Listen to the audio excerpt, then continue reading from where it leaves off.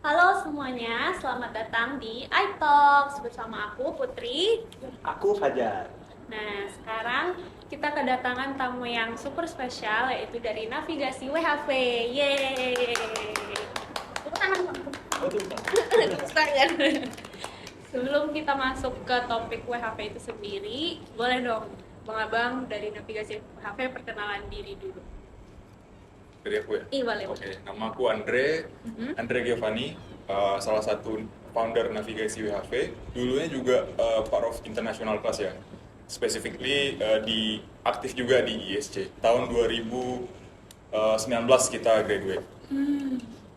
Kalau nama saya Reno Akbar Rizky, mungkin kalau pendeknya Reno aja. Sama juga lulusan dari International Class tahun 2019. Ya fun fact kami bertiga satu kelas semuanya dulu dan satu jurusan. Oke ya, dan nama saya Pandu Wibowo, ya bisa dipanggil Pandu. Seperti yang Mas Reno bilang, kami bertiga adalah teman sekelas. Seru. Sekelas semua. Nah, kan lulus tahun 2019. Terus di Australia berapa? 4 tahun? Yes. Atau 3 tahun? 4 tahun mulai dari tahun 2020. Mulai dari tahun 2020 ya. Ya. Jadi Udah. sampai 2024 tuh. 2024. Ya. Pulangnya di bulan Maret ya. Misa-misa sih. Jadi tapi rata-rata pulangnya di bulan Februari gitu. Ada yang Februari awal, ada Februari pertengahan, ada yang akhir juga. Setelah sekian lama di Australia, ada yang dikangenin nggak pas pulang ke Pontianak? Pontianak atau Indonesia in general lah? Kangen apanya Mas? Kangen boleh dari makanannya mungkin. Di Australia. Pas di Australia Pas di terus Australia. pulang ke Pontianak tuh kayak apa sih yang paling pertama dicari gitu? Kalau aku mungkin pempek. Oh, pempek. PP Palembang mungkin. Masih Indonesia. Terus come in mind pempek sih. Di sana ada, cuman tuh mungkin agak beda terus. Oh, di sana ada? Lebih mahal ini. Dan aksesnya tuh agak susah sebenarnya. Kalau aku ini nggak bohong ya, ini real. Kangen geprek ibu kantin, serius ya, itu kayak Kantin yang mana tuh? kantin ini kantin ekonomi nih, kantin tengah, kantin Kantin tengah. tengah Iya, namanya. iya, iya. Keras gitu. Itu gepreknya keras ya, sumpah keras, tapi nggak tahu kenapa enak. Ada cita rasanya. Ada cita gitu rasa ya. kayak teksturnya kan keras tuh, ya. Jadi kangen itu pertama kali balik Pontianak pokoknya mau geprek. Gitu. Oh, udah ya. Kayak geprek Oh, aja. geprek terus di FOB ya. Kalau Bang Pandu? Oh, kalau saya langsung pulang ke Singkawang waktu itu. Jadi langsung ngincar ini, cai kue. Cai kue. Bangga. Khusus banget sih cai kue. Jadi intinya kalau dari jawaban kami bertiga ketahuan lah ya, yang dirindukan tuh pokoknya makanannya. Makanan. Bukan keluarga, bukan. Keluarga belakangan. Makanan dulu. Makanan Soalnya dulu. makanan Pontianak harus diakui the best. Bumbunya beda. Betul. Banyak rempah gitu. ya. Iya. Kalau makanan di sana tuh lebih ke blend atau gimana? Dibilang blend, iya sih. Dia pakai garam. Cuman tuh ya garam aja. Garam aja. Iya, kadang tuh cuma gitu. Kayak fries itu kadang cuma dikasih salt aja udah kelar. Butuh berapa lama tuh biar terbiasa di makanan di sana? Actually, kita masak dan ya masakannya bisa dibilang sangat Indonesia. Oh, apa aja tuh Ada, masakannya? ada micin intinya. Oh. Betul-betul. Karena kita generasi micin kan ya. Pokoknya dikit-dikit MSG ya, jadi- Indomie bawa. Ya Indomie di sana juga banyak kok jual Indomie. Banyak. Tapi lebih enak yang di Indo. Oh beda. Beda. Ya bumbunya beda dikit. Bumbunya beda. Bumbunya beda ya. Kalau untuk bahan makanannya tuh harganya jauh gak sih bang dengan yang di sini? Sebenarnya kalau bisa dibandingkan itu harganya tuh nggak jauh sebenarnya. Cuman ya depends ya. Kalau misalnya kita tuh jauhnya itu misalnya kita beli makanan di luar. Kalau kita beli bahan makanan lalu dimasak sendiri itu lebih hemat. Sama aja kurang lebih kalau sebenarnya tuh. Nah mungkin karena kita anak ekonomi ngomong ekonomi dikit boleh ya dari segi Boleh, ekonomi boleh. dikit ya.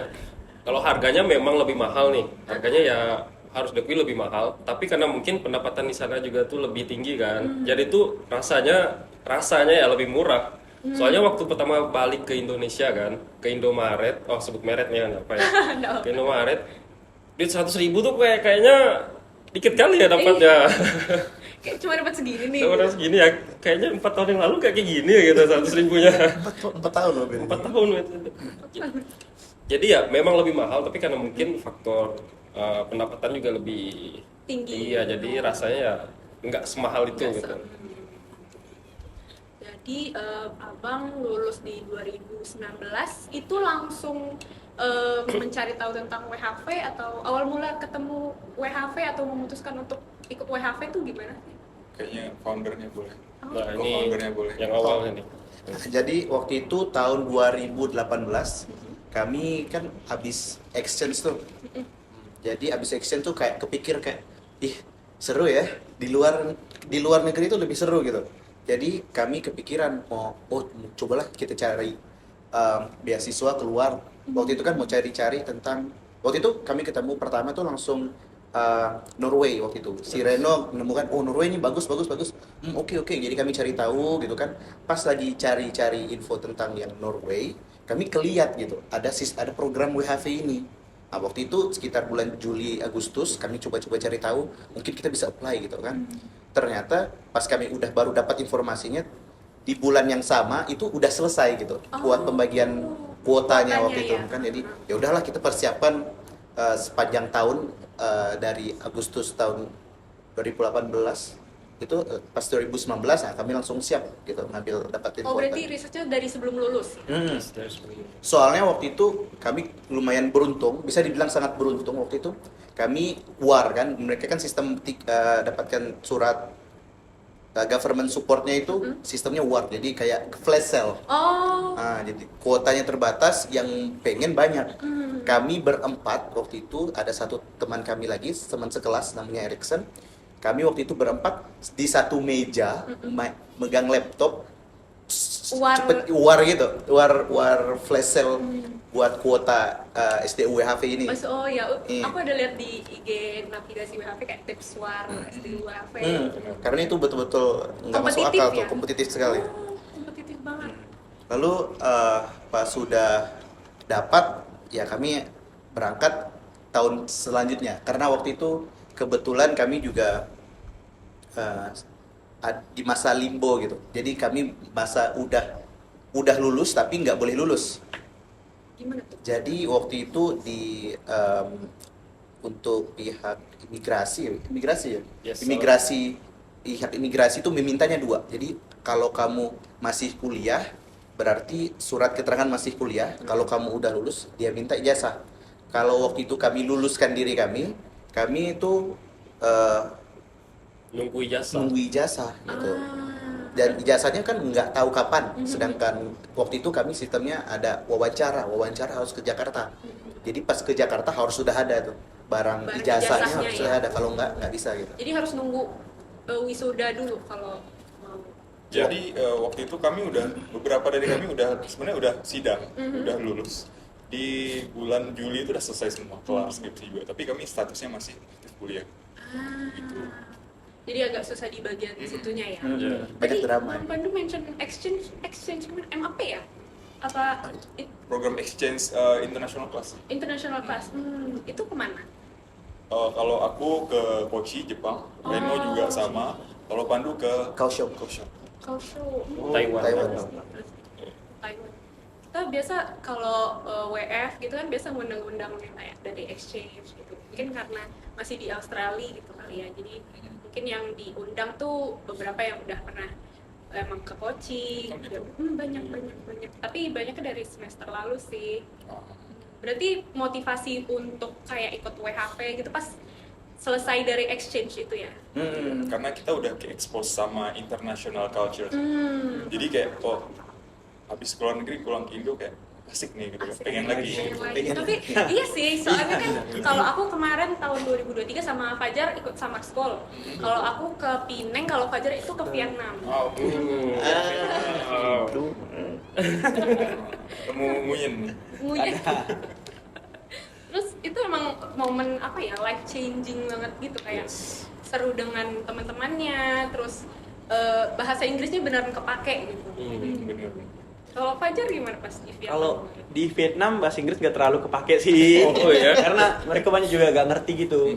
Udah ada nih kayak pedagang kita coba ajak bahasa Inggris tapi gak ngerti, malah lebih ngerti bahasa Indonesia. Oh iya. Woi. Iya, karena mereka bilang kayak biasanya udah ada turis Indonesia kesini. Oh, Jadi di satu momen tuh aku sama teman aku mau belanja gitu kan. Terus harganya mahal nih. Kita ngomong pakai bahasa Indonesia dikira nggak ngerti kan. Terus kita bilang, jangan di sini deh mahal. Terus dia langsung nyeletuk kayak, saya mengerti kalian ngomong apa. Jadi pakai bahasa Inggris juga mereka nggak ngerti sih. Karena di Vietnam itu Oh, baru Tahu gitu kita ke Vietnam aja. nggak susah-susah gitu sih. Iya. Lebih murah juga sih di Vietnam. lebih murah ya di Vietnam. I see. Apalagi kalau yang Muslim memang lebih mahal sih karena makanan halal kan agak susah ya. Iya, Kalau mahal. kayak yang nggak Muslim sih lebih murah makanannya di pinggir-pinggir jalan gitu. Banyak. Berapa lama tuh summer school ya? Kemarin kalau saya ke Vietnamnya 5 hari, terus ada ke Malaysia juga, jadi total 9 hari. 9 hari. Kalau aku kemarin 2 minggu. Karena itu habis di jalan. Rame-rame ya? Itu rame-rame. Berapa? Sekitar 29 orang. Cuma beda kalau aku kan di Malaysia kan bahasa Inggrisnya lebih advance lah gitu. Ya, Jadi betul. rata-rata pakai bahasa Inggris banget gitu. Menarik. Nah, dan nanya dikit ya, boleh? Iya, Dan boleh, summer boleh. school tuh dari berapa banyak negara ya? Atau Itu tergantung ke plan mau kemananya sih. Biasa tuh kalau dari Miss Helma dia udah emang ada plan buat ke negara itu gitu. oh nggak, maksudnya itu peserta summer schoolnya? Oh, peserta summer school itu kita dari lebih ke ini sih. Misalnya kita mau ke Penang gitu. Jadi yang ada di Penang itu aja. Oh, Nggak yang oke. kayak udah ditentukan mau ke universitas mana gitu. Terus kitanya bertiga puluh delegasi cukup ke sana gitu. Oh, seru ya, ramai ya. Seru ramai. banget.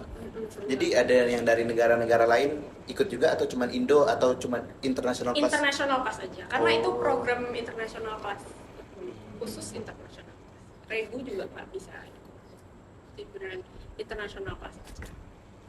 Terus tadi udah bahas gimana kenalnya, berarti research sendiri ya, research sendiri. research sendiri. Terus syarat sama dokumen apa aja sih yang dibutuhin untuk bisa ikut WHP gitu? Syarat yang pertama tuh yang pasti umur ya. Hmm. Umurnya itu harus 18 sampai 30 tahun. Jadi kalau mendaftar visa ini kamu udah, kita kan masih aman ya umurnya. Tapi kalau misalnya udah 30, nah itu harus cepet. Pengajuan itu nggak boleh, kalau dia udah 31 udah nggak bisa lagi. Itu yang syarat utamanya. Terus syarat lainnya itu kayak pendidikan. Pendidikannya minimal S1 atau D3. Kalau masih kuliah bisa, tapi harus syaratnya udah menyelesaikan 4 semester. Sorry. Oh. Ya. Terus belum pernah WFH, jadi kayak kita ini udah nggak bisa lagi. Terus apa lagi ya? Bahasa Inggris ya. Bahasa Sertifikat Inggris. bahasa Inggrisnya harus mumpuni ya, harus ada dibuktikan dengan IELTS. Oh, IELTS. IELTS bisa, PTE bisa, Cambridge juga bisa. Terus dana 5.000 Australian dollar. Jadi kayak kita harus punya surat dari bank yang menyatakan kita punya dana 5.000 Australian dollar di rekening kita. Untuk bisa diterima gitu. Apply, Ya? ya, untuk bisa apply. Ada lagi nggak? Harus medical check up, Ah. harus lolos medical check up, lalu harus punya SKCK, sama surat itu tadi, surat dukungan dari government. SDU SDU WHP. WHP kalau di Indonesia namanya. Kompetitif banget ya SDU WHP-nya ya. Iya, Iya. soalnya kuotanya per tahun itu dari government Australianya ngasih ke Indonesia itu cuma 4.600-an tahun ini. Tahun depan mungkin 4.700. Lebih banyak. Iya, tapi kalau di tahun kita 2019 itu lebih sedikit lagi, cuma 1.000. Oh, Cuma Makanya warnya benar-benar war gitu. yang Belum minat nggak. belasan ribu, Iya, kayak puluhan ribu yang minat ya. bayangin warga Indonesia berapa banyak? iya banyak Anggaplah banget. 1%-nya 10.000 mungkin ya. Terus luar, oh iya. Kuotanya cuma 1.000, jadi rebutan. Aku lihat di navigasi WHP kan, terus research. Terus kayak tips war SDU WHP tuh kayak banyak dipublikasi lah gitu. Benar, iya. Kayak emang sekompetitif apa? Ternyata kompetitif banget ya. Dan walaupun sekarang itu kuotanya kan di 4.000-an ya, 4.700-an, tapi itu pas pembukaannya nggak bakalan 4.000 gitu, karena biasanya dibagi-bagi lagi. Jadi ya kemungkinan dari 4.000 yang dibuka 3.000 dulu atau 2.000 dulu gitu. Jadi ya 4.000 tuh mungkin terdengar banyak, tapi pas pembukaan tuh kalau ternyata cuma 2.000 kan, jadi ya harus kompetitif tuh warnya. Oh, Jadi yang biasa ikut flash sale dan selalu dapat itu kayaknya dapat sih. Harus smart banget gitu ya. Iya, iya, iya. Kalau Kalau sebelum lanjut nih mungkin ada teman-teman yang nonton belum tahu nih apa itu WHV. Mungkin abang-abang boleh jelasin secara umum dulu apa sih itu sebenarnya. Oh iya betul betul. Jadi betul. WHV ini adalah singkatannya tuh panjangannya dari Work and Holiday Visa. Nah, Work and Holiday Visa ini adalah visa yang diberikan sama government suatu negara buat warga negaranya untuk mencoba bekerja dan berlibur di negara lain. Nah, kalau sebenarnya tuh yang menyediakan Work and Holiday ini bukan cuma Australia. Jadi ada juga di Kanada, South Oh, Korea, Kanada Japan, juga. New Zealand. Tapi yang menjalin hubungan kerjasama dengan Indonesia saat ini cuma Australia. Australia. Jadi cuma warga Indonesia cuma bisa WHV ke Australia untuk sekarang ya. Jadi gampangnya itu WHV itu visa untuk izin tinggal dan kerja Kerja. selama sementara. Benar. sementara selama 3 tahun ya. Ah ya, itu masa berlakunya 1 tahun, tapi bisa diperpanjang sampai 3 kali, jadi 3 tahun gitu. Syarat perpanjangnya apa aja? Tahun kedua ke Untuk ketiga? syarat perpanjangannya untuk tahun kedua itu sama dengan tahun pertama, ditambah dengan kerja 3 bulan di regional dan di sektor yang ditentukan oleh pemerintah Australia. Nah, salah satu sektornya itu yang paling sering tuh farm, pertanian, sama hospitality. Oh, itu Jadi yang misalnya kita kerja di big city ya, di Sydney itu tuh nggak eligible. Jadi Oh, harus di eligible. regional yang ditentukan. Oh, berarti emang udah ditentukan sama pemerintah di sana ya? Benar. Yes. Kalau Jadi kalau untuk tahun kedua nih, di tahun pertama kan kita punya waktu 12 bulan ya untuk tinggal. Nah, jadi di 12 bulan tuh selama 3 bulan kita harus kerja di sektor yang ditentukan. Nah, kalau udah selesai baru bisa ke kota-kota lain gitu. Oh, kalau untuk tahun ketiganya ada syarat tahun ketiga sama, Sama. cuman ditambah lagi. Jadinya bukan 3 bulan, tapi 6 bulan. 6 bulan. Iya. 6 bulan itu 6 bulan kerja di situ aja atau gimana? Kerjanya bebas, Oh. asalkan di regional dan di sektor yang udah ditentuin. Ah. Gitu. Jadi nggak perlu kayak harus 6 bulan kerja di sini. Dia combine. Combine. Iya. Berarti kerja selama 6 bulan terus kita apply-nya bisa dari sana kan? Online sih, bisa. Online, semuanya online. Onshore bisa, offshore juga bisa. Maksudnya apply pas di Australia bisa. Kalau kita mau pulang Indo terus apply juga bisa.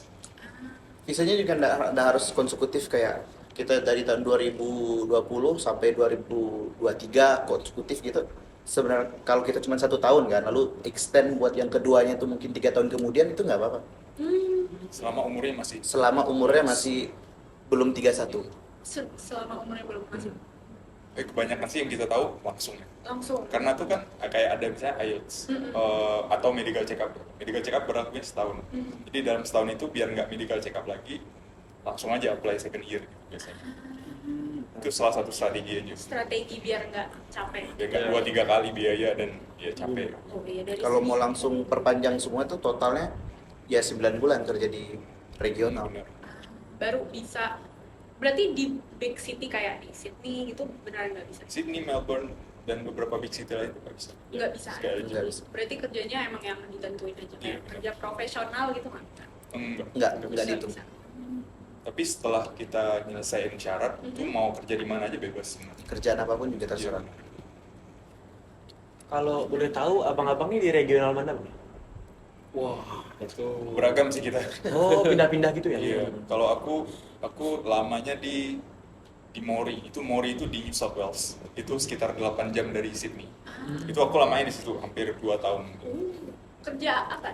Kalau aku kerjanya mostly cotton gin ya. Cotton gin tuh kapas. Jadi dia ngolah kapas yang dari petani terus dibersihin, diolah sebelum jadi baju. Iya.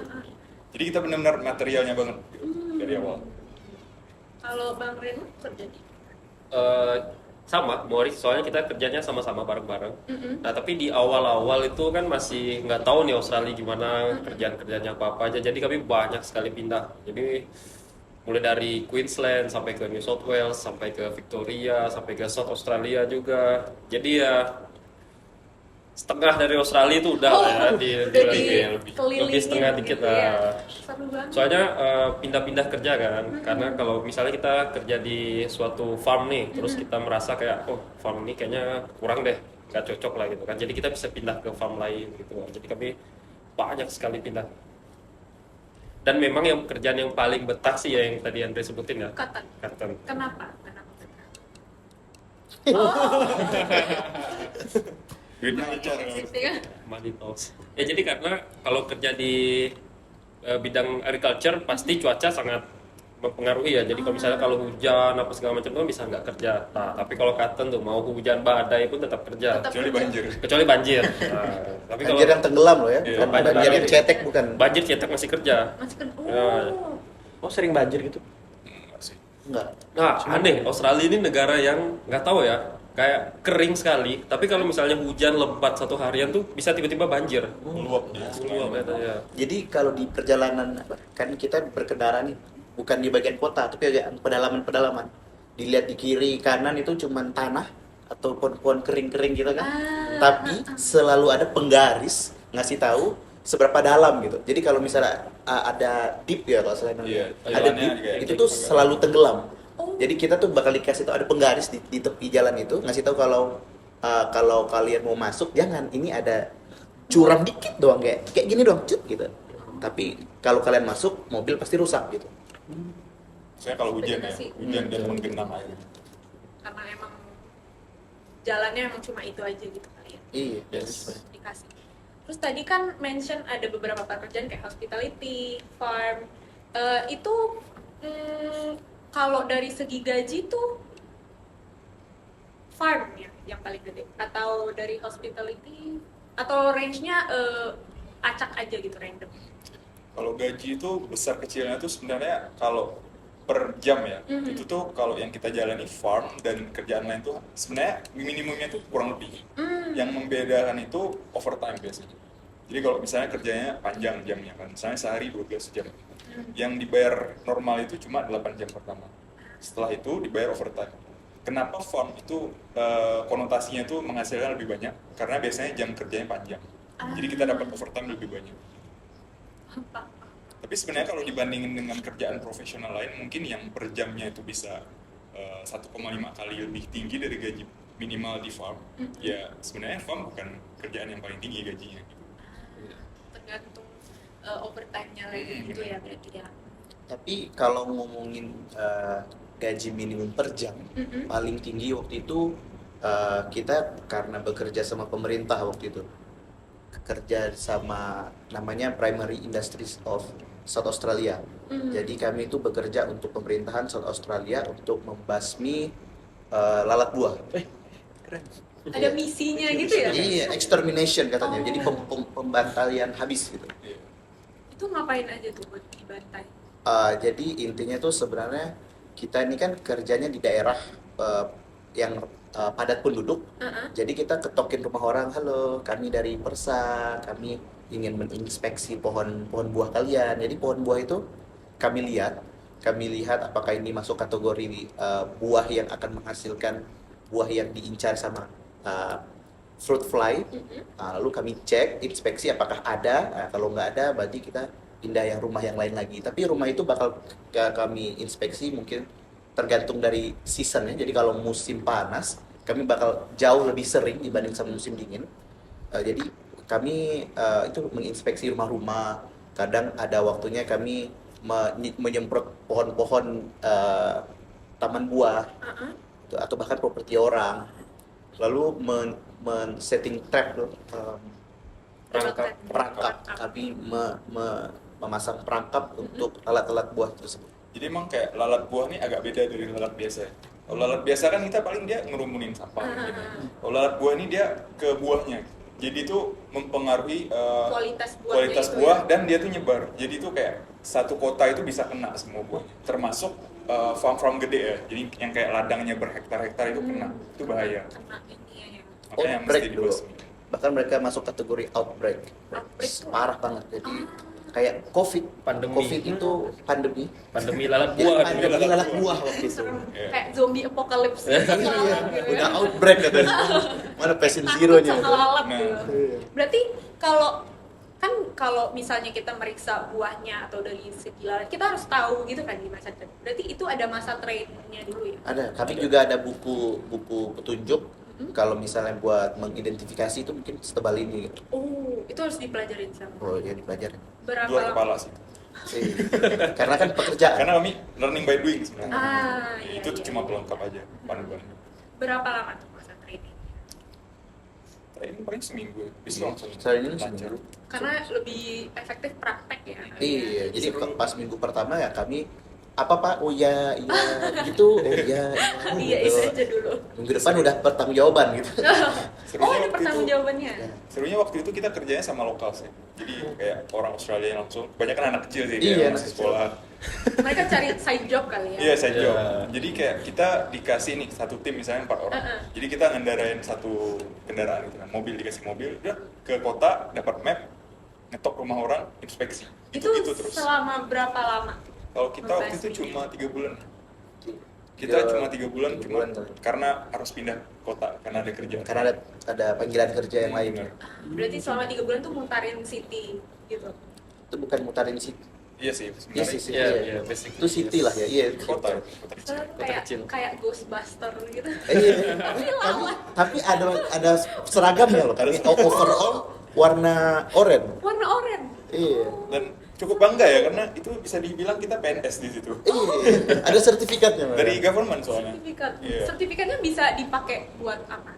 Ya, Iya, buat pajangan kebanggaan aja. aja. Kalau misalnya orang mau, oh saya pernah itu Nangkap lalat. Lalat iya buster nangkap lalat gitu kan. Ya, kita sempat mau apply itu juga sih kerjaan yang satu bidang ya sebenarnya. Itu kayak pest controller.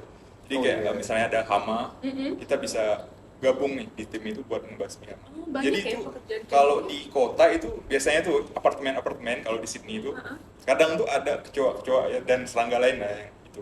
Jadi mereka biasanya panggil pest controller. Ah. Jadi mungkin pengalaman kita ini sebenarnya bisa dipakai buat apply kerjaan. Oh waktu itu saya udah apply sih waktu itu. Oh, pernah? Cuman waktu itu saya udah ngambil kerjaan yang lain gitu. Jadi karena bentrok jadinya. Oh iya, Bang Pandu dulu kerjanya di daerah mana? Kerja di daerah jadi kami sekitaran 2-3 tahun itu bareng terus.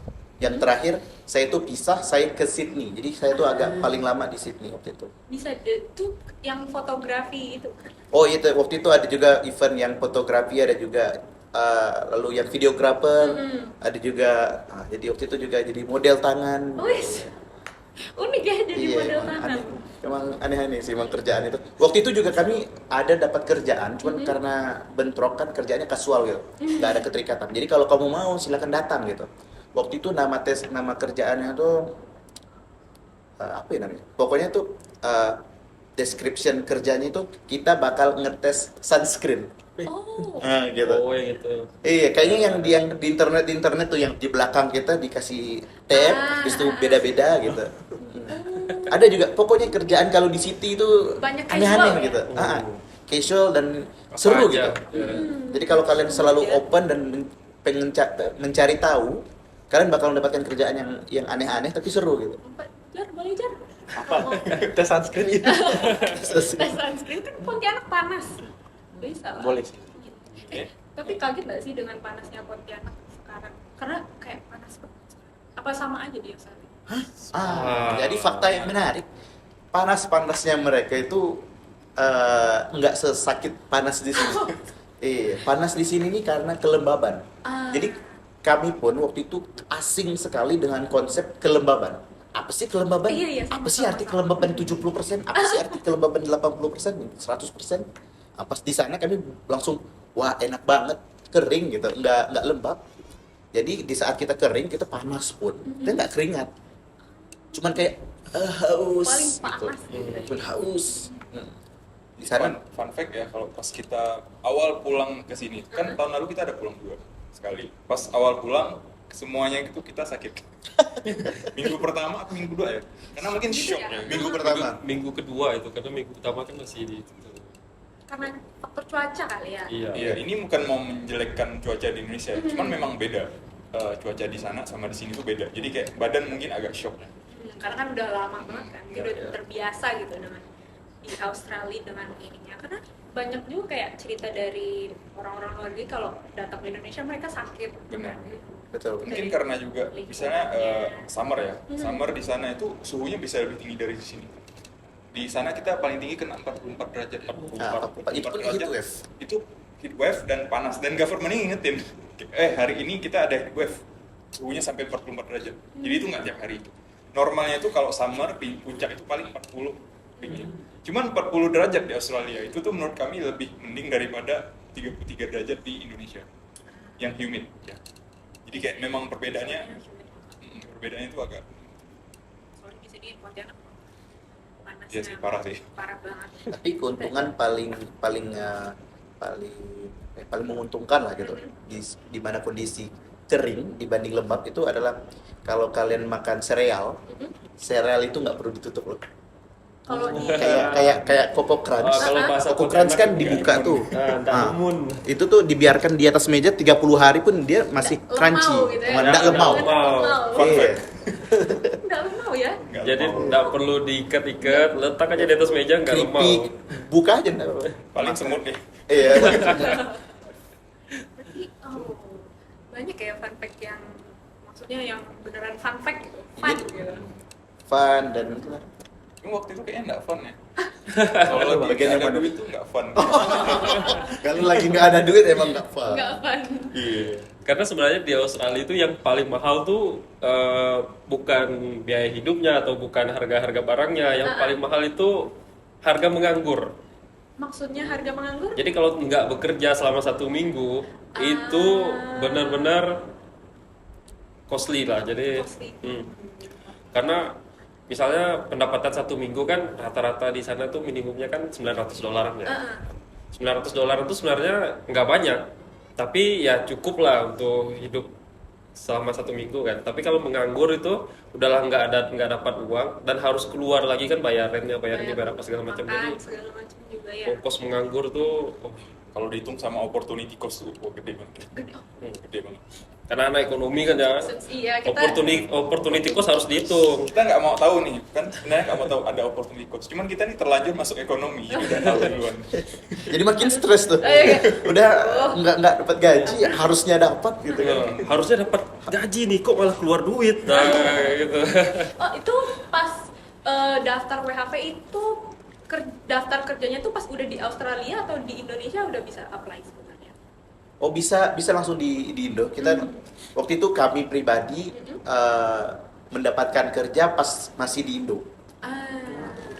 Udah dapat pekerjaannya. Bahkan saya juga punya ada kayak sepupu, dia pun yang baru-baru berangkat, dia pun udah dapat kerjaan sebelum berangkat. Nah, jadi sebenarnya kalau memang diusahakan, kalian bisa mencoba mencari kerjaannya tuh dari Indo. Ya kita nggak tahu kan, kalau misalnya kita di Australia kan kita pas kerja ada trial, kita bisa langsung oke, not for me lah kan, mungkin gajinya kurang gimana atau pekerjaan working condition, kita bisa cari yang lain. Tapi seperti yang kata Reno tadi, kalau daripada kita nganggur, mending kerja apalah yang ada gitu. Itu cari lokernya gitu gimana? Oh di Australia itu, jadi di Australia tergantung ya. Kalau misal mau yang lebih formal, itu bisa cari di website kerja kayak Six, Jora, mungkin Gumtree. Gumtree nggak profesional sih.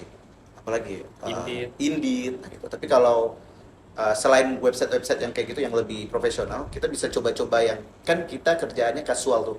Karena karena WHV ini kita ada limitation. Jadi kita nggak boleh bekerja lebih dari 6 bulan di employer yang sama. Jadi misalkan saya kan bekerja sama Pocari Sweat gitu kan, saya udah 6 bulan saya nggak boleh kerja di Pocari Sweat, saya harus keluar dulu. Lalu kalau misalnya mau balik kerja lagi nggak apa-apa, tapi yang penting harus keluar dulu. Pas udah 6 bulan tuh? Iya pas 6 bulan nggak boleh. Kenapa ya? Kok Biar work and holiday gitu. Kalau nggak nanti work holiday. Iya. Kejar, teknologi kejar. Memang biasanya WHV ini bukan work and holiday kalau orang kita biasanya. Work hard. Work hard visa. Work hard visa. Iya. Kejar kalau mau ke Australia, Jar. Boleh sih. Boleh. Lalu kerjaan yang nggak formal gitu bisa cari di Facebook. Oh, ada juga. Iya, Oh, Facebook. oke. Halo, kami sedang mencari gitu kami bisa kan ya? itu. Iya, Ya, bisa. di grup Facebooknya. Oh, di komunitas gitu ya? Iya, komunitas-komunitas. Bahkan kalau misal kalian mau cari via website, itu ada website namanya Airtasker. Airtasker ini kalian bisa, kalau misalnya kalian kan kalian lagi di luar, kalian pengen pakaian di rumah itu ada yang setrikain, kalian bisa posting kerjaan di situ, nanti orang datang ngerjain Kerjaan itu ya. jadi di Airtasker ini kalian bisa mencari orang bekerja dan tempat kalian mencari kerja juga. Jadi kerjaan itu aneh-aneh. Jadi kayak di kan jenis pekerjaan yang kayak kita bawa anjing gitu, bawa anjing jalan-jalan gitu, atau mungkin nemenin anak kecil gitu, atau Neni jemput gitu, anak banyak ya? bisa Ya, neni. banyak. Mandiin kucing gitu juga ada. Mandiin Oh, kucing mandiin pasti. kucing. Iya. Oh, kayaknya. Ada. Wah, grooming. Pekerjaan aneh-aneh pun bisa. Waktu itu di tempat perusahaan saya itu kan waktu itu kan kami sedang melakukan stok lah kan, kami kan pindah warehouse waktu itu. Jadi kami ini sibuk menyusun ulang barang-barang, jadi banyak banget kardus yang kami hasilkan, kardus yang kosong gitu kan, karena hasil pindah-pindah kan. Jadi waktu itu manajernya tuh mengemploy orang khusus nih malam-malam di Airtasker buat datang. Kardus kan pasti sama lah kan, ada yang di atas dan di bawah, tinggal dipotong-potong gitu kan. Ada orang kerjaannya berjam-jam, kerjaan cuma kardus dipotong-potong, diratain gitu. Berapa tuh gaji? Oh, kalau gaji minimum biasanya tetap tergantung standar minimum Australia, karena biasanya tuh mereka per tahun selalu naik gajinya. Tapi waktu itu kalau nggak salah Mbak ini dibayar sekitar $28 per jam. $28 itu sekitar 280 mau 300.000. Untuk makan gitu nutup lah ya. Oh, itu nutup. Kakak-kakak itu kan aneh. Kalau kami gajinya lebih besar gitu. Kakak-kakak itu datang cuma buat kardus loh. Mungkin dia emang lagi butuh duit. Iya. Lagi kosong lagi. Lagi kosong. Mereka orang Australia itu kecenderungannya tuh time is money. Jadi kalau misalkan kita nih teman baik, misalkan tiba-tiba tolonglah bantu ini ya, kami bisa membantu. Tapi kalau di Australia itu berat tuh. Kadang saya mungkin bekerja di Senin sampai Jumat, si Reno mungkin kerjanya Selasa sampai Minggu, lalu Andre mungkin kerjanya night shift. Jadi kami bertiga itu tidak akan ketemu. Gitu. Kami bisa 3 bulan di kota yang sama tapi tidak bisa ketemu karena tuntutan pekerjaan. Berarti kalau dibilang opportunity kerjanya tuh sebenarnya mudah gitu ya, asal emang mau cari kerja aja gitu ya. Mau dan ulet. Lebih tepatnya daripada mudah tuh lebih ke banyak sih. Tinggal kayak kamu dapat kena nggak sama kerjaannya gitu. Kebanyakan orang mereka ya memang mungkin nggak ketemu sama kerjaannya, makanya dibilang kayak susah gitu kan. Sebenarnya ada aja gitu. Ada aja gitu ya. Karena ya yang paling berharga di sana itu informasi sih ya, kayak link teman apa segala macam itu. Soalnya kalau sendiri, apalagi yang kalau misalnya mau berangkat WHV itu sendirian, nggak ada teman, wah itu susah cari rumah, susah cari kerjaan, susah. Oh, cari rumah di sana susah. Kalau nggak ada informasi, Kalau nggak ada susah. informasi susah. Terutama kalau kalian tinggal di luar kota besar. Kalau di Sydney kan mungkin gampang, di Facebook Marketplace gampang gitu kan. Tapi kalau di daerah-daerah pedalaman mungkin mereka nggak ada iklan di Facebook Marketplace. Jadi betul-betul kita berkendara cari lihat, mungkin ada namanya caravan park. Kami tanya, ada nggak tempat kosong? Oh ada gitu. Di pandai-pandai kayak itu. Pada cari diri lah ya. Iya, karena nggak ada yang nyuapin. Ya. Jadi sop sendiri. Jadi banyak banget ya berarti kerjaan. Soalnya tuh dosen UTI bahasa Inggris pernah diajar Madam Fanny nggak ya? Bukan yang No.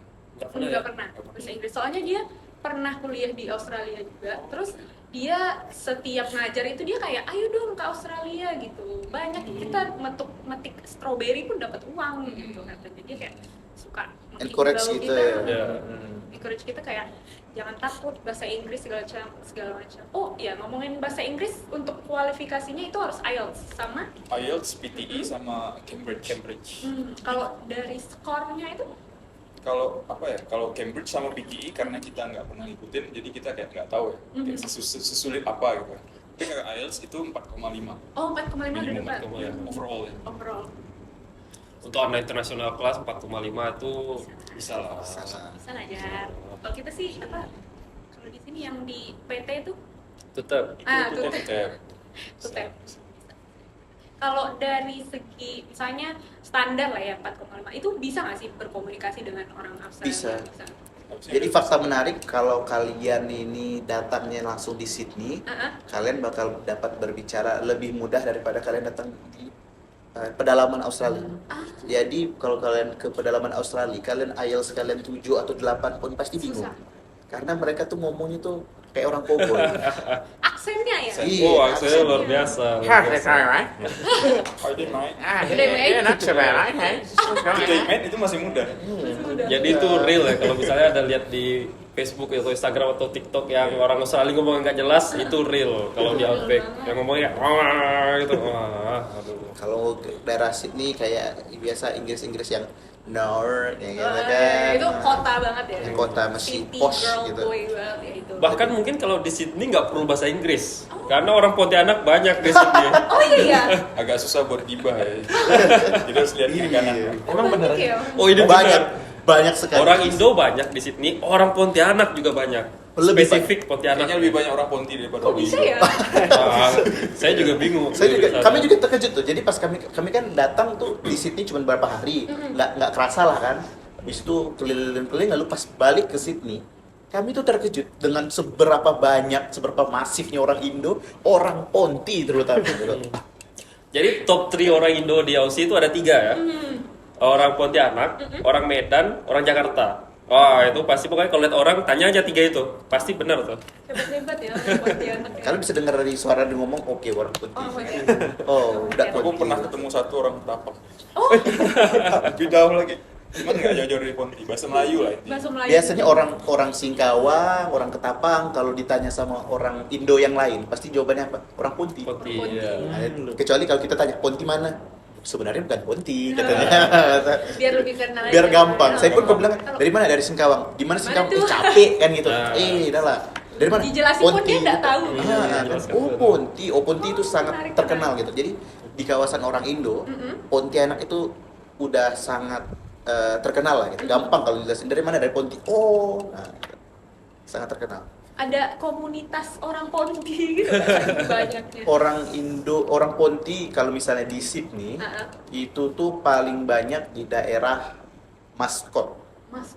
namanya. Mascot itu daerah yang dekat bandara. Ah. Itu banyak sekali orang Indo. Ponti juga. Berarti kita kalau ke City nggak susah-susah banget lah ya. Iya. Untuk Nggak, dari segi bahasa Inggris. Kalau kalian ya yang minat mau WHV datang ke Sydney dan ke kota Mascot kan, itu kalian bakal ketemu setidak-tidaknya ada 5 senior gitu. Senior kita dari international class. Menarik Langsung ya. ketemu 5. Bukan Ponti lagi, internasional. International class lebih kecil. Kita Lebih kecil lagi. Oh bang gitu, nah pasti gampang lah gitu. Iya. Bilang bang saya junior. Oh sini. Kenal Miss Helman nggak gitu? Oh itu pasti. Langsung klop kayak. Langsung klop. Dapat makan gratis. Saya KW bang, numpang tinggal 1 malam lah gitu. Bisa. Soalnya kami juga bingung kan, waktu pertama kali datang ke Australia kan ya memang kami awalnya landing di Sydney. Cuman tuh nggak lama seperti yang Pandu bilang langsung ke Outback kan. Lalu pas pertama balik ke Sydney itu jujur ada perasaan takut gitu kan. Biasanya tinggal di kampung di Outback kan, lalu ke kota, wah gimana ya kira-kira kehidupan kota. Ya tapi ya sekali ketemu mau sewa rumah, ini orang Ponti. Lalu inspeksi ke rumah lain, ada juga orang Ponti. Orang putih gitu. Lalu pas kerja, ada orang Ponti juga. Gitu. Wah, jadi ya Bahkan di perusahaan di mana Reno bekerja. oh ya sebelum terakhir itu, kali saya Nutrisoy. bekerja itu perusahaannya semuanya sampai manajernya itu orang Indo. Ya. Ownernya itu orang Indo, cuman udah generasi keberapa gitu udah citizen Australia. Jadi sampai manajernya sampai ke yang paling bawah itu orang Indo semua. Produknya juga Indo. Produknya jualan tempe. Jualan tempe. Ya. Dan orang Ponti itu, kan saya ada teman orang Makassar. Orang Makassar waktu itu kan sama orang Bandung cerita sama saya kan. Pan, di Nutriso itu kayaknya 98% orang Ponti katanya. Nah, boleh dikonfirmasi sama Mas Reno yang kerja di sana. Sebenarnya banyaknya Singkawang, Sambas, Ponti gitu. Cuman ya balik lagi ke tadi kan, kalau jelasin Sambas tuh di mana susah. Ngomong jadi Ponti aja gitu. akan ngerti Dan juga itu mereka di mana. benar. Ah. Orang Ponti, waduh, gitu. Di mana-mana ada. Itu nggak jelek ya, maksudnya nggak jelek ya, bagus. Orang Bagus, Ponti banyak merajalela bagus. gitu. Ya. Cuman Kita kaget menguasai dunia gitu. Ah. Ponti. Ponti menguasai Sydney. Menguasai Sydney. Banyak ya ternyata ya, fun Iya. fact banget. Nah, cuman mungkin kurangnya orang Indonesia dibanding negara lain tuh karena orang Indonesia banyaknya yang WHV ya. Jadi WHV kan pindah-pindah. Jadi komunitasnya tuh ya selalu nggak banyak Berganti-ganti gitu. lah gitu Iya. ya. Sedangkan kalau yang misalnya orang Thailand, orang Vietnam itu komunitasnya solid gitu kan. Orang Indonesia ini karena selalu pindah-pindah jadi kurang solid gitu. Bukan nggak solid ya, kurang solid. Karena kan kayak abang aja bisa 3 bulan nggak ketemu gitu Iya, kan kayak dari gitu. working hours-nya gitu. Kalau dari kan bayarnya per jam ya, itu dia misalnya kita kerja nih per jam, terus kalau di sini kan gajinya per bulan. Kalau di sana apakah hari itu juga dikasih atau gimana? Oh, kalau misalnya kerjaan sistem gaji ya. Mm-mm. Jadi sebenarnya tuh kalau di Australia sistemnya kalau bukan per minggu, Mm-mm. dia digaji per 2 minggu. Per 2 minggu. Tapi ada juga kerjaan yang bahasanya itu cash only. Cash. Jadi kita kerja itu setiap hari digaji. Tapi itu biasanya ilegal karena nggak bayar pajak. Oh, menghindari pajak ya. Hindari pajak. Jadi secara legalnya itu mereka digaji weekly sama fortnightly. Fortnightly itu per 2 minggu. Per 2 minggu sekali. Jadi mungkin ada yang per bulannya, cuman kita bertiga belum pernah ngalamin yang gaji per bulan. Rata-rata per 2 minggu itu Per ya. minggu. Satu per minggu dan Per per minggu 2 minggu. paling umumnya sih per minggu. Kalau untuk rent gitu di sana kan tadi bisa aja kan cari. Terus kalau di daerah rural gitu agak susah. Kalau untuk rent dulu abang-abang gimana carinya? Atau biaya rentnya tuh berapa? Kalau misal ngomongin rent nih, kalau di daerah, jadi waktu itu aku lupa tahun pastinya, tapi ada di masa pas Aussie baru buka border. Waktu itu saya tinggal di salah satu hostel, namanya tuh hostel backpacker kali, pokoknya dekat daerah sentral. Saya tuh bayar 120 per minggu, tapi setelah 6 bulan kemudian itu tuh naik double. Jadi kalau misalnya mau nanya masalah berapa sih harga rent, itu kami bakal bisa bilang data yang bakal kami kasih ini nggak begitu akurat, kurang merefleksikan kondisi di lapangan gitu. Karena memang harga rent waktu itu dan per sekarang pun di Sydney itu sangat parah gitu. Selalu naik. Naiknya tuh naik terus gitu. Jadi yang harusnya dulu mungkin dengan 1.500.000 udah bisa dapat satu kamar sendiri gitu. Mungkin rent terakhirnya kali. Kalau rent yang terakhir ya. Oh, kalau rent yang terakhir waktu itu jadi mereka sistemnya bagi apartemen. Nah, kalau Andre ini lebih gampang nih jelasin nih karena dia tinggal sendiri apartemennya. Nah, bayar berapa waktu itu? Kalau aku di apartemen ya, cuman memang bukan di pusat kota ya. Dia agak 30 menit dari pusat kota. Jadi kayak aku kan ada mobil. Jadi aku sewa kamar apartemen. Itu dapat satu kamar cuma aku sendiri, sama dapat slot parkiran di apartemennya juga di basement. Jadi itu $250 per minggu. Per minggu. Tapi itu kamarnya aku sendiri ya. Jadi nggak ada orang lain. Nah, kalau aku tinggalnya di Maskot tadi yang banyak orang Indo, itu satu kamar bagi 2 apa 3 orang gitu, sama 250 juga. Nah, jadi kalau di kota-kota di Sydney ya terutama ya, jadi nggak cuman bagi rumah, tapi juga bagi kamar gitu. Ada yang satu kamar 3 orang, ada juga yang namanya tinggal di living room. Jadi misalnya di ruang tamu nih, jadi disekat aja pakai kayak gini, pakai horden gini. Ini serius ya? Serius nih? Disekat pakai horden dan Lagi nggak ada bayarannya bencana juga. alam ya. Bukan pengungsian. Pengungsian. Jadi kalau satu rumah ketemu 10 orang itu wajar. Normal. 10 orang 10 bisa orang sampai satu rumah. demi meminimalisir cost. Iya, jadi tapi pada umumnya saya juga tinggalnya di Maskot. Daerah Maskot ini daerah yang sangat hot buat orang Indo karena banyak orang Indo di situ kan. Jadi di Maskot itu ibaratnya kalau satu ruangan harganya itu mungkin 500, 550, 600. Tapi kadang satu apartemen itu punya 2 kamar. Nah, jadi tergantung lah bagaimana cara baginya. Jadi semakin ramai, semakin murah. Sebenarnya solusi kalau kalian mau tinggal satu orang di satu kamar itu memang harusnya tinggal agak jauh kayak Abang Andre itu. Tapi kalau kayak kami berdua itu kan tinggal yang betul-betul di, kalau kami pengen bekerja kadang tuh cuman 5 menit udah sampai tempat kerja gitu. Dekat. Kalau Andre dia kan perlu. Aku kebetulan tempat kerjanya emang agak jauh. Aku di daerah Lidkem waktu itu. Hmm. Jadi memang kerjaku dekat sih sama tempat tinggal, cuma 5 menit juga. Cuman memang kalau kerjaan umumnya kan di dekat pusat kota ya. Jadi memang aku dapat kerjaan dulu baru cari tempat tinggal. Kerja apa tuh? Nanti duluan. Kerja Kerja apa? apa? Waktu itu aku jadi dispatch officer di Andrews Meat Industry. Jadi dia kayak jualan daging. Dia nyuplai daging buat restoran-restoran yang ada di Sydney.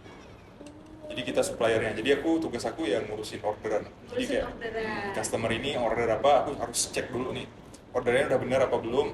Terus cek lagi ke kurirnya udah benar apa belum. Jadi gitu. Dispatch officer itu masih tergolong di yang pemerintahan Australia list kan itu ya? Enggak sih, itu kan karena aku udah nggak ngejar lagi kan.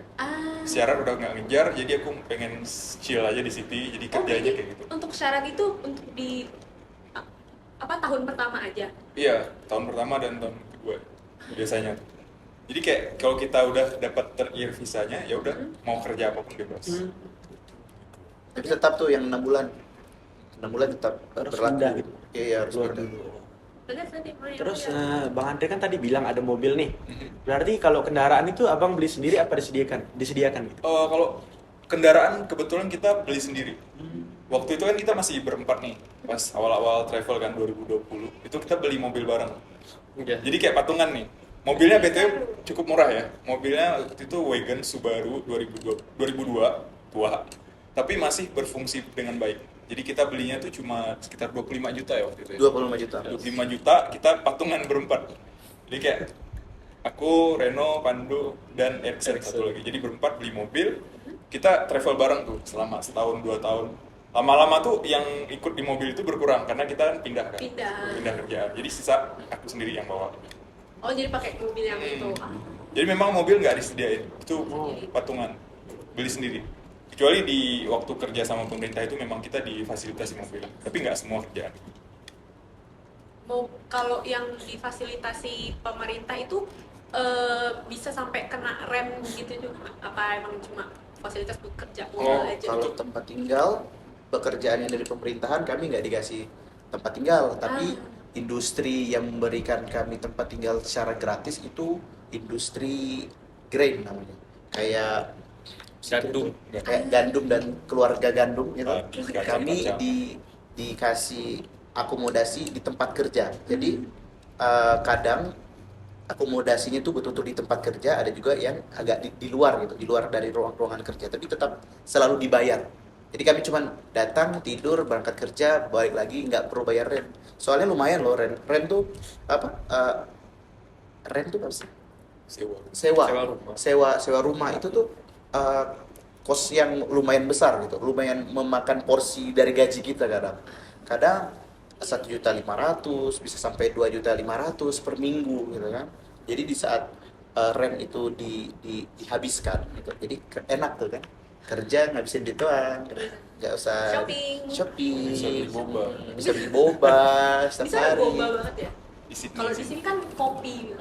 Oh, di sana karena kami Asian, Asian love boba gitu. Tapi kalau memang Image-nya ya? Australian loves coffee. Jadi orang Australia itu coffee culture-nya itu sangat besar. Jadi Sama mereka ya, kadang kayak di sini. berangkat kerja, mereka selalu ada kopi yang ditenteng gitu. Coffee culture-nya agak beda kalau di Oh, sini beda. sama di Aussie. Bedanya apa? Kalau di Australia tuh mereka beli kopi take away, bawa ke kantor sambil jalan. Oh, Kalau kita di sini kan sukanya nongki. Di situ nggak bisa nongki. Nggak ada nongki di Iya, sana. nggak bisa. Mungkin beberapa mereka lebih tepatnya bukan Waktu nongki ya, tapi kerja gitu. Kerja gitu. Nah, kalau nongki tuh kayak kami bilang tadi agak susah mungkin ya. Tapi Nice ada money. yang Ada, nongki. iya. Tapi kebanyakan ya itu datang breakfast beli kopi bawa sambil jalan kerja. Berarti kopinya top banget ya. Memang kopinya buat kerja bukan buat galor. Kalau di sini kan kopi tiap hari kopi nongkrong. Mobile Legend. Kalau untuk dari kan banyak nih pekerjaan yang udah abang-abang lakuin. Pekerjaan apa sih yang paling menarik? Yang kayak, wih kerja ini nih yang paling oke lah dari segala kerjaan yang dikerjain gitu. Kalau dari saya pribadi waktu itu saya kerja di Maison de Sabre. Jadi Maison de Sabre ini produk fashion, leather goods, barang kulit. Jadi dompet, jadi tas atau mereka olah di situ, mereka jual. Lalu kenapa ini paling menarik karena kerjaannya itu paling gampang. Oh. Yang lain kadang kan kerjaannya tuh menuntut ada yang kalau di farm kadang tuh kita dituntut kerja nonstop. Jadi kayak packing box, masukin buah, oke, lanjut lagi nggak boleh istirahat gitu. Nah, tapi kalau yang kerjaan di sini saya enak. Soalnya saya tuh dapat bagian kerjaannya stamper. Jadi kalau misalnya ada dompet nih, kalau misalnya dikasih nama, nah itu kerjaan saya. Jadi saya pasangin cantik-cantik, nggak boleh cepet-cepet. Pokoknya tuh jangan sampai rusak. Karena kan produknya mahal tuh. Jadi setidaknya mungkin 1 juta, 2 juta, 4 juta, 5 juta gitu. Jadi kalau rusak harus diganti, nggak boleh. Kain-kain gitu ya? Apa? Kulit, Kulit. bahan kulit dari sapi, bukan yang vegan. Jadi betul-betul kulit. Jadi kalau misalnya kalau rusak, nah itu betul-betul dibuang, nggak bisa dipakai lagi. Nah jadi saya tuh bertanggung jawab untuk stampingnya. Nama produk itu tuh di stamping nama pelan-pelan, jadi cep. Kayaknya udah bagus, habis itu dirapin lagi kan ke kiri ke kanan, atas bawah. Chill. Tekan. Gitu. Karena bayarnya Per jam. hour, per jam jadi dilama-lamain gitu. Iya, Biar betul. ada juga. Sengaja tuh waktu itu sebenarnya kan ada musim yang peak season, ada musim yang low season. Jadi pas peak season kami bekerja tuh yang cepat kan, karena kalau dilama-lamain kami kerja yang sangat cepat aja tuh bisa sampai 12-16 jam kami kerja tuh satu hari. Karena betul-betul puncak Black Friday. Oh iya, Black Friday. Tapi kalau udah lagi nggak season, kami tuh kerjaan bisa sampai 4 jam doang udah selesai kerjaan. Karena nggak ada pesanan. Nggak ada. Disitulah saatnya kita pelan-pelan. Take Take your time gitu kan. Santai Satu aja. di stamp satu gitu kan, kita pergi minum kopi dulu, duduk gitu kan, habis itu mungkin nonton dikit, habis itu main lagi, stamp lagi satu, mungkin minum dulu lagi haus, main pingpong, ada yang main apa foosball. Oh, disediain dari kantor? Disediain. Kantor itu emang agak aneh. Iya. Unik Kalau lah, banyak unik. bednya. Unik, lebih tepatnya memang unik. Soalnya waktu itu saya pengalaman kerja saya di situ juga waktu itu tiba-tiba kayak out of thin air, CEO-nya itu datang kan ngomong, ayo kita yoga. Saya kan nggak pernah tuh yoga seumur hidup gitu. Tiba-tiba minggu itu diajak yoga. Jadi yoga saya tuh di situ. Di tempat kerja yoga gitu kan. Lalu tiba-tiba kami kan pekerjaan saya pribadi kan memerlukan akurasi yang tinggi. Lalu tiba-tiba juga mereka datangin DJ. DJ full blown DJ gitu dengan speaker yang gede, dengan disc jockey-nya tuh real gitu kan. Habis itu kadang anehnya lagi waktu itu pernah ada DJ dan bartender. Ya, alkohol. Jadi mereka menyediakan alkohol buat kami buat bekerja yang perlu akurasi tinggi gitu. Jadi yang mengadakan acara itu tuh si CEO. Ini kan perusahaan kau nih kan gitu. Maksud kita kan ini perusahaan kau, ini produk kau gitu kan. Kalau kami salah stem nih kan Gimana ya? ruginya kan di Pak CEO gitu. Tapi kok kau nyuruh aku mabok kan gitu. Gak miring CEO-nya. Iya, agak miring memang. Kadang ada magician gitu. Jadi berhenti kerja gitu. Ini kami datangkan magician. Jadi bayangkan gini panjang itu kan kayak udah selesai. Oke, balik kerja kami. Aneh sekali emang pekerjaan situ. You will never understand rich people. Iya itu. Oh iya, rich people problem. Iya, rich people problem karena memang Mungkin dia kayak gimana ya cara ngabisin duit gitu. Wah, hari ini suntuk nih, lagi pengen lihat Magician. Nanti kita habisin duit gitu. iya, kayaknya buat ngurangin pajak deh. Jadi sebenarnya dia yang pengen ngeliat magician-nya, tapi biar bisa ngurangin pajak mungkin ya buat kantor gitu. Jadi ngurangin pajak. Soalnya kok kami selalu ikut dalam kegiatan-kegiatan yang unik-unik kayak gini gitu. Uniknya kayak di luar nalar. Di luar nalar memang. Aneh. Kalau dari Bang Reno, Sebenarnya kalau bilang pekerjaan yang terbaik itu bisa disebutkan dua ya mungkin ya. Kalau pertama mungkin dari segi uang ya, karena kita ke Australia pasti ngincarnya uang kan. Kalau uang yang paling bagus tuh ya kerjaan yang Kapten tadi itu, soalnya gajinya tinggi dan stabil, lalu kerjanya juga kadang-kadang fisikal memang, cuman kalau lagi nggak ada kerjaan boleh duduk santai gitu, jadi nggak terlalu gimana gitu. Nah, lalu kalau kerjaan yang betul-betul asik, dan yang terakhir itu yang di perusahaan yang isinya orang Indo semua itu, karena selain itu orangnya orang Indo semua, budaya santuy Indonesia juga ada di situ gitu kan. Jadi Santai. dan kebetulan waktu itu saya kerja di tempat yang nggak diawasin. Jadi yang penting kerjanya kelar ya udah, supervisor nggak mau peduli tuh mau saya main HP kan ngapain juga boleh, yang penting kerjanya selesai aja. Selesai aja. Jadi cepet-cepetin selesaiin kerjanya, habis itu santai. Ya gitu. Dan asik sih orang Indo ya, nggak terlalu menekan gitu kan, ya budaya santuy tadi. Beda ya dengan orang Australia. Beda banget apa? Kalau orang Australia sebenarnya lebih santuy ya. Cuman kalau mereka itu, wah ini nggak masuk ngomong jelek ke orang Indonesia ya. Cuma di sana itu yang namanya kerjaan tuh harus selesai gitu. Jadi misalnya hari ini nih targetnya ini, boleh santai kerjanya tapi harus selesai gitu. Kalau misalnya nggak selesai, wah itu bisa dimaki-maki. Orang Australia itu terkenal makiannya kan, yang bahasanya tuh foul mouth gitu, apa sih? Suka ngomong kasar gitu. Nah, jadi kalau di sana awal-awal, terutama awal-awal ya, kan kita kena kuliahan nih, lalu tiba-tiba langsung kerja di kebun, farm, kan pasti kaget ya. Wah itu jadi dengerin yang namanya kata-kata Carut kasar marut itu gitu dah. hal yang sangat biasa.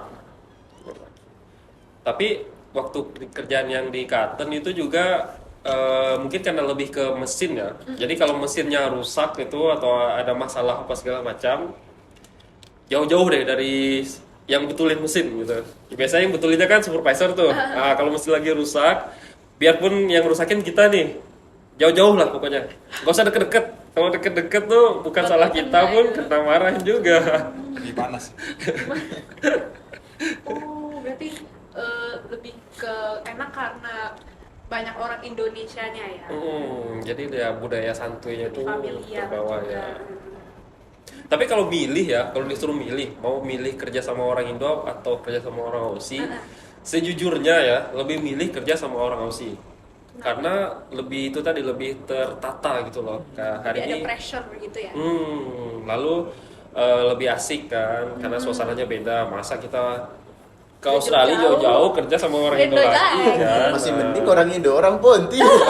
Iya. Ternyata tetangga. Tetap lagi ketemu. Lalu kalau kerja sama orang Aussie itu mereka itu, ini bukan artinya orang Indonesia pelit ilmu ya, enggak, tapi orang Aussie itu benar-benar mau ngajar gitu. Jadi waktu itu kan saya pernah ikut tim maintenance. Jadi ngurusin mesin tuh sebelum seasonnya mulai, kita benerin mesinnya. Jadi diajarin tuh semuanya tentang mesinnya gimana, step-stepnya gimana. Jadi kayak walaupun saya ini nggak harus tahu, nggak penting gitu untuk seorang saya tahu hal itu, tapi sama mereka diajarin bener-bener gitu sampai tahu. Suka berbagi gitu. Bukan artinya orang Indonesia pelit ya, enggak. Cuman orang Indonesia kan biasanya harus kita inisiatif yang tanya kan. Kalau mereka tuh enggak, mereka yang panggil sini. Nah, kau harus tahu nih gitu. Padahal kalau rusak mereka yang betulin. Walaupun kita tahu, mereka enggak nyuruh kita, tetap mereka yang betulin. Baik banget ya. Baik. Dan ini mungkin kabar baik sedikit ya tuh orang Indo. Orang Indo di sana itu terkenal rajin. Dan itu facts. Karena mungkin kalau orang Indo udah bertekad untuk, kan susah ya dari segi dokumennya, dari segi keterimanya susah. Jadi kayak emang udah di sana emang manfaatin banget gitu kali ya. Iya, betul. Kalau dari Bang Andre, Aku kerjaan apa favoritnya? kerjaan yang Jadi paling mungkin dari segi job desk ya, aku paling suka dua sih sama kayak Reno. Tapi kerjanya beda. Maksudnya yang pertama tuh yang fruit fly tadi, terus yang kedua tuh di Cotton juga sebagai membagi driver. Nah kalau di fruit fly ini kenapa favorit? Ya satu karena memang kerjaannya unik ya. Kita membasmi lalat buah, kayak menjadi pahlawan lah buat kota ini. Dan kerjanya juga asik gitu, karena kita diakses buat masuk ke satu tim. Aku pernah jadi tim leader juga di situ. Jadi kayak kamu tim leader, kamu yang ngendarain ya katanya, yang ngurus paperwork juga. Jadi yang lain tuh ya, jadi kita kayak bagi. Jadi kita dapat map di kota itu, misalnya di Jalan Sudirman nih. Nih tim kamu Jalan Sudirman nih. Ya udah kita ke Jalan Sudirman, kita ketok satu-satu rumahnya. Terus masuk ke rumah inspeksi, tanya orang ada gejala lalat buah nggak? Kalau nggak ada, ya udah kita tetap cek. Kita potong buahnya. Jadi misalnya nih buah, dia ada pohon buah jeruk, udah kita potong. Kita mau makan ya nggak apa-apa, tapi jangan kelewatan aja. Masa pohonnya dihabisin semua kan? Minggu depan nggak ada kerjaan. Jadi kayak ya buah belah, cek nggak ada, ya udah lanjut. Gitu. Kadang juga interaksi main sama anjingnya segala macam. Seru, jadi kayak kerjanya juga bukan sama orang Indo ya. Maksudnya bukan jelek ya kerja sama orang Indo. Cuman kayak Pengalaman. unik aja pengalamannya gitu kan, kerja sama locals. Itu yang pertama. Terus yang kedua itu sebagai membagi driver. Nah, membagi driver ini kenapa unik? Ya karena memang alat berat ya. Dan membagi ini nih panjangnya bisa sampai 20 meter. Mobil nggak tahu ya berapa ya mobil? 3 meter, 4 meter. Mobil biasa Mobil biasa. 2-3 meter. Kalau membagi 20 meter. 15 sampai 20 meter, lebarnya 5 meter. Wow. Jadi kayak kita ngangkutin cotton rounds. Mungkin kalau mau tahu detail lebih jelasnya di video navigasi AWF ada ya. Boleh Guys, dicek. follow. Ya, jadi kayak memang pas kami posting video itu juga orang banyak, bukan orang WHV yang nonton, FYP bukan orang WHV yang nonton, tapi kayak semua orang ya kayak apa tuh membagi bang katanya, apa tuh cotton gitu kan. Jadi kayak memang unik Unik banget. karena kendaraannya panjang, gede, itu gimana caranya kendaraannya gitu kan. Memang waktu itu pengalamannya unik sih. Terus nggak pernah dilakukan di Pontianak. Lu kayak Nah, lebih Iya, uniknya kan? lagi itu aku kerjanya kan di training 1 minggu. Habis udah, nih kerjain lah katanya gitu. Waduh, Percaya company-nya sama aku gitu. Dan memang ya awal-awal deg-degan ya karena kan nggak pernah pertama bawa kali gitu kan. mobil segede itu gitu. Kalau yang tadi fruit flyer itu dia ada targetnya nggak per hari? Target paling nyelesain map sih. Jadi Ah. kita ada map, terus kayak diwarnain yang udah tuh diwarnain. Misalnya dia ada gejala tuh kita warnain beda lagi. Jadi paperworknya juga ada. Oh, kayak Dokumentasi. Ghostbuster gitu. Itu menjalankan misi. Gitu. Menjalankan misi. Seru banget. Terus dari beberapa kerjaan yang dilakukan, tadi Bang Reno sempat mention fresh graduate. Kalau untuk fresh graduate, kalau di sini kan fresh graduate tuh lumayan susah kan cari kerjaan karena dari segi pengalaman juga nggak ada. Kalau di sana, apakah fresh graduate itu sesuatu hal yang kayak menyulitkan atau malah enak? Sebenarnya bisa dibilang kalau di sana itu mungkin ini sedikit perbedaan antara Indonesia dan Australia. Jadi di sana tuh nggak ada hubungannya tuh mau fresh graduate atau apa.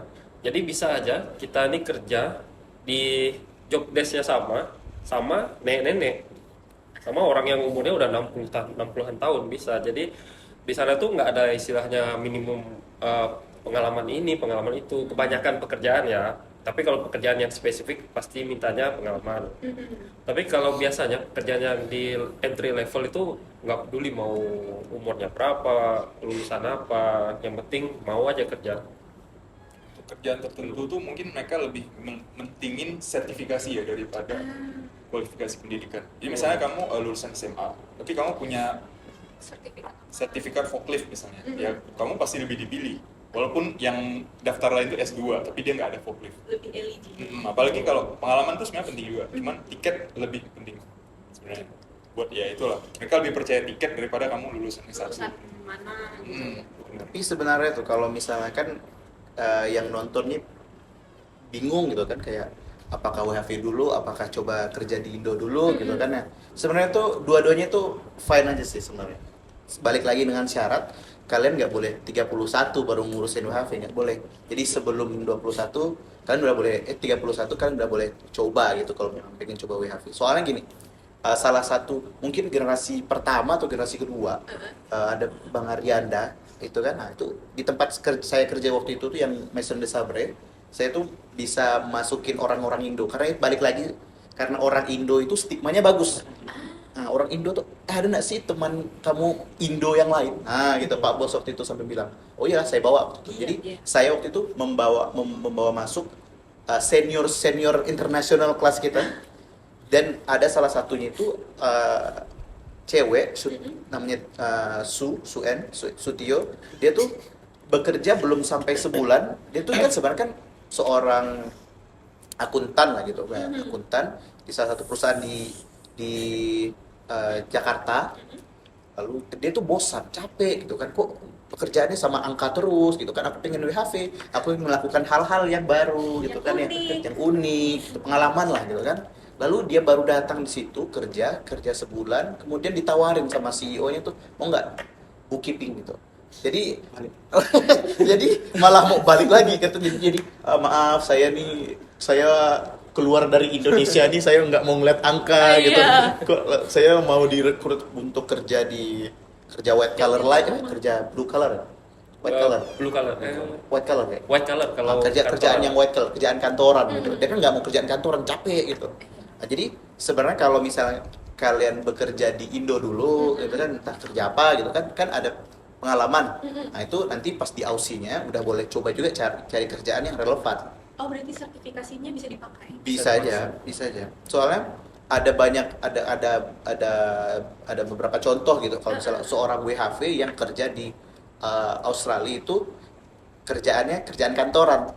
Bukan nggak mungkin bisa. Bisa aja. Cuman itulah kami sebagai pembicara ini kan kami adalah orang yang fresh graduate. Kerja di Indo aja nggak pernah gitu. Betul. Nah, jadi pas datang ke Aussie ya point of view-nya itu point of view yang orang fresh graduate kayak gitu. Cuman karena udah waktu itu terjadi di depan mata saya sendiri, ternyata memang orang Aussie sebenarnya nggak masalah. Kalau bisa nggak begitu gitu kan? Oh bisa, oke silakan kerja gitu. Dia Orang trust Aussie. banget ya. Iya. Iya. Karena Lihat. balik lagi tadi kan ke stigma orang Indonesia tuh kerjanya bagus di sana. Wih, menarik. Satu langkah lebih depan dari yang Oh.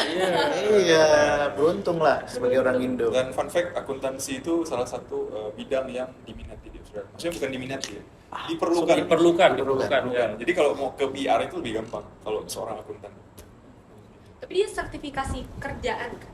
Kalau kayak sertifikasi lulus akuntansi gitu, Bisa. Bisa tetap. Relevan, selama relevan bisa. Yang akuntansi sebenarnya ada sertifikasi apa itu kan? Iya ada kayak Di segala macam. kalau udah lulus itu tuh kayak udah bisa kerja langsung sebagai akuntan ada. curiga Fajar nanti dia langsung ke Australia, Oh, hilang bisa. langsung dia. Tapi waktu itu jadi persyaratan untuk kalau memang berniat jadi PR jalur profesional, bukan jalur WHV tapi jalur profesional, itu tuh per sekarang di kota-kota besar tuh agak sulit. Tapi artinya di daerah-daerah yang bukan metropolitan kayak Sydney itu masih ada kesempatan gitu. Jadi sebenarnya selalu ada kok website dari pihak government Australia itu yang memberikan list pekerjaan-pekerjaan apa aja yang sedang diperlukan. Jadi kalau kalian bisa memenuhinya, kalian coba apply, nanti bisa jadi PR. Bukan itu PR sangat memotong proses. Cuman intinya kalau jauh. PR bisa gitu, jalur gitu. Ya, kalau Udah tertarik sih. kalau nanti pulang langsung research nih kayaknya nih. Tapi kalau mau WHV dulu nggak apa-apa. Iya, kayaknya WHV itu kan menarik. seru ya, terutama kalau tergantung ya. Kalau untuk anak fresh graduate nih, WHV itu lebih ke untuk cari pengalaman baru. Seru, soalnya kayak membangun karakter juga, apa segala macam gitu kan. Nah untuk orang yang udah kerja juga, ini bisa kayak ya seperti ceritanya Pandu tadi kan, misalnya udah suntuk nih sama kerjaan. Kok kayaknya nggak ada progres nih kerjaannya, bisa juga untuk cari pengalaman baru, apa kerjaan baru di Australia, karena mungkin dengan ilmu yang sama bisa dapat bayaran yang lebih juga kan. Jadi ya WHV ini selama umurnya masih tetap bagus ya. Marketer gampang jadi, paling nggak jadi kerja di marketing agency gitu kan. Waktu itu saya ada beberapa kali apply, waktu itu juga disuruh datang, cuman nggak dipenuhi karena udah dapat kerjaan. Nah, jadi waktu itu satu ada yang jadi customer service doang. Nah, customer service di salah satu chain supermarket terbesar di Australia, waktu itu Woolworth sebagai CS-nya, sama satu lagi sebagai sales dari apa tuh namanya, solar panel. Jadi sebenarnya ada aja terus sih pekerjaan, jadi jangan berkecil hati sebenarnya. Pekerjaan aneh-aneh ada. Terus aku mau nanya nih Bang, tadi kan Abang ada mention tentang fotografi dengan videografi tuh. Kalau aku pribadi kan tertarik dengan fotografi juga kan Bang. Itu gimana sih Bang, adakah peluang kerja di sana? Oh, jadi kalau di Australia itu yang penting ada portofolio. Jadi pertama portofolio, kedua orang dalam. Jadi kenapa saya ini bisa tiba-tiba dapat kerjaan foto dan video itu karena saya kenal pribadi sama CEO gitu. CEO dari pemilik perusahaan gitu. Kamu bisa nggak? Yes, bisa. Oke gitu. Nggak kayak apa? Ada portofolio, ada ini enggak. Kayak karena orang dalam, orang dalam. Koneksi. Karena koneksi. Networkingnya bagus. Langsung aja. Jadi saya kenal CEO-nya oke datang. Oke, saya datang. Ya, ngomongin networking ya, memang kayak lebih gampang kalau kita tuh udah dikenal. Kayak contohnya kita waktu di Grain Corp. Waktu itu kan kita tahun pertama kerja di Grain Corp itu 2020 ya. Nah, 2021 tuh kita nggak ngehubungin manajer, tapi manajernya nyariin kita. Balik nggak tahun ini gitu. Ditanyain kayak, ya udah kita kan kosong, ya udah kita balik. Jadi pentingnya networking itu sepenting itu gitu. Kalau untuk cari networking di Australia tuh selain lewat pekerjaan bisa lewat dari mana? Banyak sih sebenarnya kayak social event misalnya, atau kayak kenalan juga. Jadi kayak ya sebenarnya networking nggak ada batasnya, kayak dari manapun bisa. Kayak kenalan misalnya misalnya aku kayak main ke mana gitu kan, ke klub ini, bukan klub itu ya maksudnya, ke social club ini misalnya, ketemu bapak-bapak ini, ngobrol kita, nyambung, bisa jadi network kayak gitu. Berarti yang dibutuhkan selain niat network juga penting ya. Terus tadi kan Bang Andre mention kerja di tahun 2021 ya. Itu kan masa-masa Covid tuh. Iya. Kena nggak dampaknya? Berapa kali COVID? Saya pribadi kena 3 kali COVID. Waduh. Tapi ya yang paling mematikan dari COVID ini bukan untuk kasus kami pribadi waktu itu yang mematikan apa namanya itu rezekinya lah, karena waktu itu kami kalau pas masa COVID kami tuh harus karantina 2 minggu. Jadi kalau misalkan kami sekarang ada di Queensland, pekerjaan yang menunggu kami itu ada di New South Wales. Kalau kami pindah kota aja itu pasti harus karantina 2 minggu.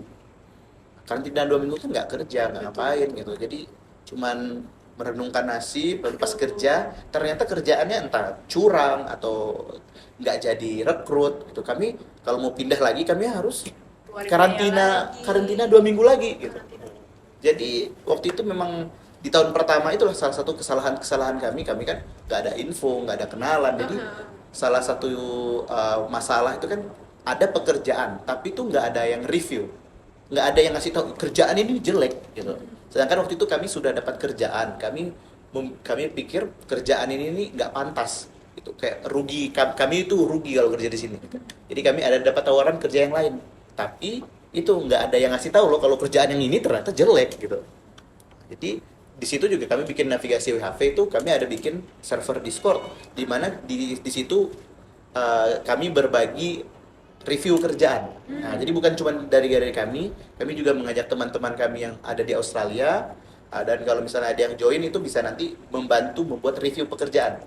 Nah, jadi di review pekerjaan ini kita bahkan ngasih tahu kayak misalnya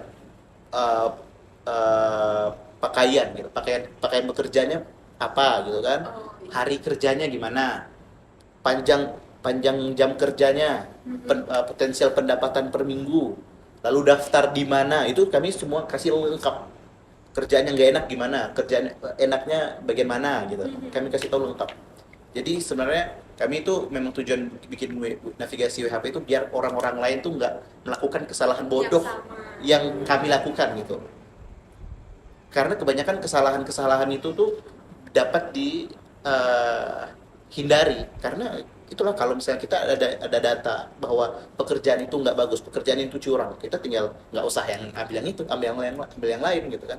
Kalau misalnya kayak nggak ada kerjaan nih, nah jadi kami kasih tahu, kami pun dulu nggak tahu tuh apa itu Gumtree, apa itu segala Indeed, segala Airtasker, kami nggak tahu. Bayangin kalau kami tahu, kami tuh kan bakal banyak nganggur. Mending kami kerja Airtasker, entah bawain anjing orang, mungkin urut mama-mama mungkin kan, atau nenek-nenek gitu, apapun lah gitu, daripada nganggur gitu.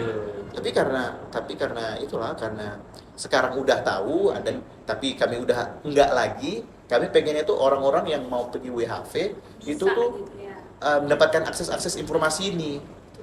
Karena informasi yang harusnya yang kita tahu sebelum berangkat itu tuh banyak sekali. Jadi karena potensi-potensi orang untuk menipu kita tuh banyak. Jadi ada yang bilang gini, contoh salah satunya itu paling banyak pekerjaan tuh bilangnya gini, pekerjaannya itu eh, nggak dibayar by the hour ya, nggak pakai per jam, jadi per satuan unit apa kayak mungkin satu tray, satu bin besar gitu. Sebenarnya berdasarkan aturan Australia itu nggak boleh kita kalau misalnya pakai piece rate tapi nggak ada by the hour. Jadi kalau misalnya selalu ada per jam dan per piece rate. Jadi kalau kita melewati sekian, kita bisa dapat bonus. Bonusnya itu hitung per jumlah performa kita. Tapi kalau kita performa kita jelek, kita tuh setidak-tidaknya selalu dibayar seminimum wage gitu. Minimum per jamnya selalu ada.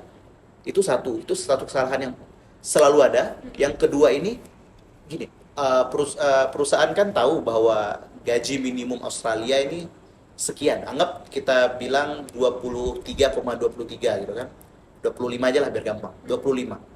Perusahaan itu berani bilang gaji kita tuh 24 dan belum dipotong pajak. Otomatis kan perusahaan itu sebenarnya tahu nggak mungkin orang ini dibayar 24 dan orang ini bakal bayar pajak karena perusahaan itu nggak bakal ngelapor. Karena perusahaan itu sedang melakukan tindak ilegal. Jadi kalau mereka mau bayar pajak, harusnya ya setidak-tidaknya garis pertama itu harus bayar seminimum minimum wage-nya itu sendiri gitu. Jadi banyak orang Indo itu yang saya kenal juga bilang, "Bo, kerja sini gajinya di bawah UMR tapi belum bayar pajak." Atau, pajak apa lagi? Pajak apa kau bayar di bawah minimum gitu? Masalahnya kami pribadi pun kena. Kedua masalah itu kami belajar karena terjadi. Bukan kami belajar secara teori, tapi kami belajar karena sudah terjadi. Lalu kami cari tahu, ternyata apa yang kami lakukan itu seharusnya tidak terjadi. Betul. Ya tuh. Jadi, Curangnya. oh iya, kok bisa-bisanya mereka bilang gaji udah di bawah minimum rate dan belum bayar pajak, itu nggak boleh. Harusnya kita punya hak banyak gitu. Pertama, hak kita pertama dibayar pajak. Pajak itu bisa diklaim lagi loh nanti. Lalu kita ada namanya uang pensiun. Nah, jadi kalau kita udah dibayar lebih rendah, lalu tiba-tiba bayar pajak. Jadi kalau di saat dia bilang kita di bawah UMR, lalu bayar pajak, pajak itu sebenarnya balik ke employer. Jadi hitungannya lebih murah lagi bayaran kita. Dan mereka pasti nggak akan bayar uang pensiun. Karena ngapain bayar pensiun, rugi mereka. Pensiun itu nilainya gede. Berarti di sana mementingkan hak banget ya, maksudnya bisa declare gitu hak kita. Oh, Kalau di sini bisa. kan kita budayanya yang udahlah gitu kan. Di sana kalau lapor bakal bergerak mereka. Jadi kalau kita tahu dan kita pengen keadilan, kita tinggal lapor ke pihak yang berwajib. Pihak berwajib bakal Langsung ungkap proses. gitu.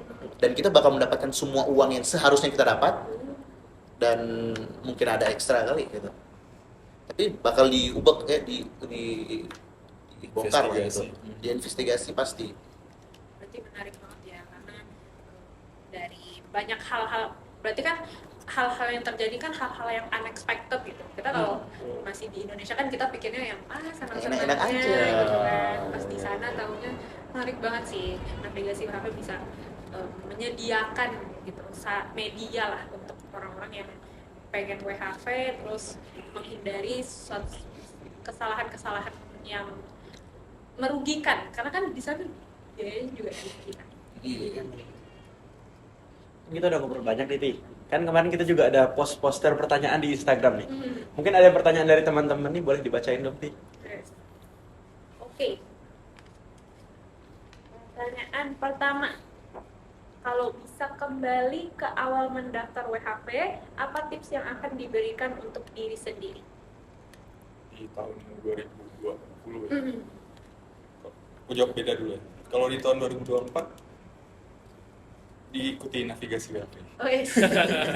Kalau di tahun 2020 dulu ya kita berharapnya dulu itu informasinya lebih banyak.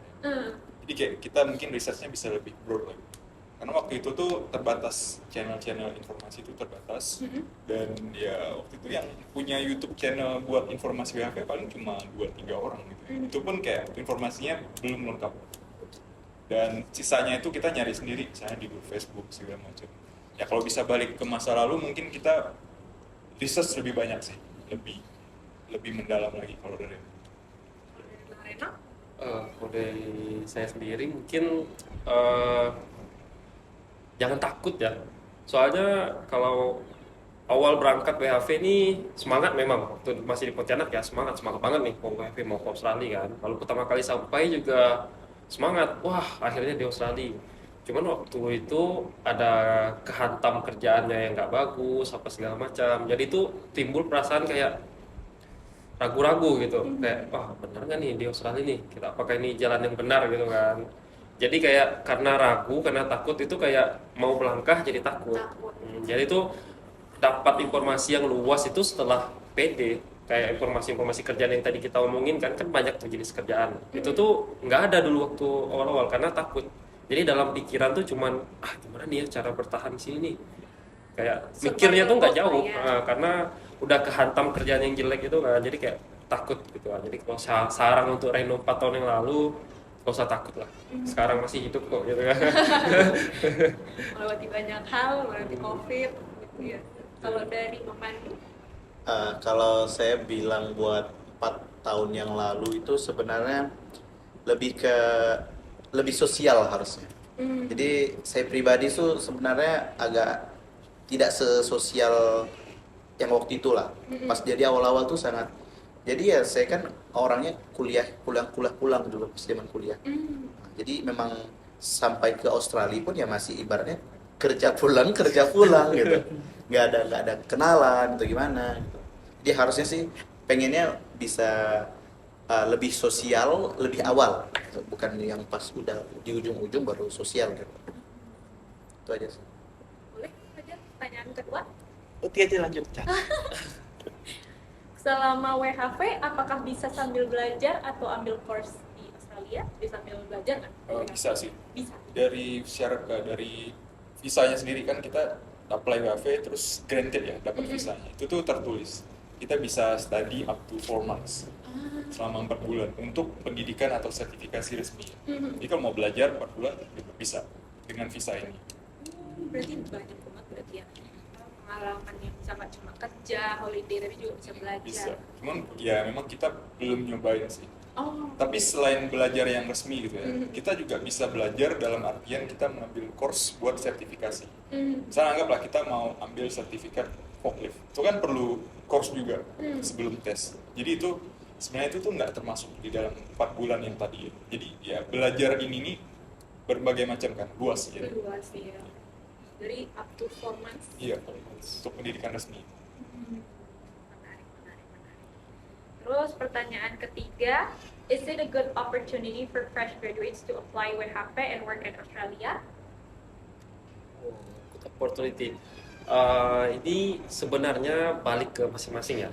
Cuman kalau untuk saya pribadi, untuk orang yang fresh graduate itu, terutama yang bingung kan mau lanjut kemana nih, belum ada arah tujuan, WHV itu sangat-sangat bagus ya, karena benar-benar membuka pikiran. Karena kalau kita ngomongin kan untuk fresh graduate pada umumnya ya, kan itu jarang sekali ke expose yang namanya dunia luar. Jadi kalau pas sudah merasakan hidup di Australia, kan beda ya, hidup dengan libur itu berbeda. Betul. Liburan ke Malaysia, liburan ke Singapura itu kan kita cuma melihat sisi senangnya aja. Kalau hidup tuh kita bakal melihat sisi senang dan gimana sih cara bertahan hidup di sana. Karena Indonesia kan enak ya, hidup di Indonesia itu sangat enak loh, santai sekali hidup di Indonesia. Bukan santai jelek ya, santai yang betul-betul kayak relax gitu. Nah, jadi pas sampai di sana bakalan dapat pengalaman yang kayak, oh gimana sih yang hidup yang dikejar itu seperti apa? Bertahan hidup lah. Karena kalau kita dikejar, kita bakalan punya tujuan. Nah, jadi makin dikejar, makin cepat sampai ke tujuannya gitu. Jadi untuk fresh graduate bagus, sangat-sangat bagus. Mungkin aku mau coba nyimpulin dikit. Jadi kayak balik lagi ke tujuan masing-masing orang. Memang ada yang WHV itu memang niatnya nyari modal. Ada juga yang mau datang WHV setahun coba-coba, mau nyobain hidup di negara itu. Ada juga yang memang mau menempuh, mau ninting nih, kayak bisa nggak ya aku nyanjutin karir di sini. Jadi memang WHV ini satu program tapi banyak tergantung tujuan orangnya. Balik lagi kok. Kayak trial. Ya, trial and error. Coba-cobain gimana sih budaya kerja, gimana sih situasi. Kalau kata Pandu tuh ini kayak media yang paling murah lah buat trial di Australia gitu kan. Kalau sebagai turis kan pasti mahal banget. Turis mahal, lalu student kan juga Dan juga harus bayar uang kuliah segala macam. Kalau WHV kan bebas, hidupnya tuh bebas sekali. Bisa mencari kerja juga, Hmm, kerja juga banyak, terus unik-unik. iya. Oke. Pertanyaan keempat, spesial. Kenapa spesial? Karena dari Michelle. What are the scariest thing that both of you ever faced during your WHP in Australia? I think we have the same answer for this. Which one? Which? Waktu kami road trip di ini ceritanya road trip dari South Australia, Adelaide, kita mau ke Queensland di Roma. Itu sebenarnya jaraknya itu sebenarnya cuma 3.000 km.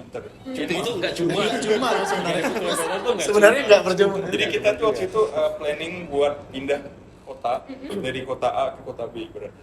Tapi dari state South Australia ke Queensland itu harusnya bisa gampang banget, kayak cuma sehari 2 hari nyampe kalau lewat New South Wales. Cuman karena COVID, jadi bordernya close, kita nggak bisa lewat New South Wales. Jadi kita harus lewat langsung.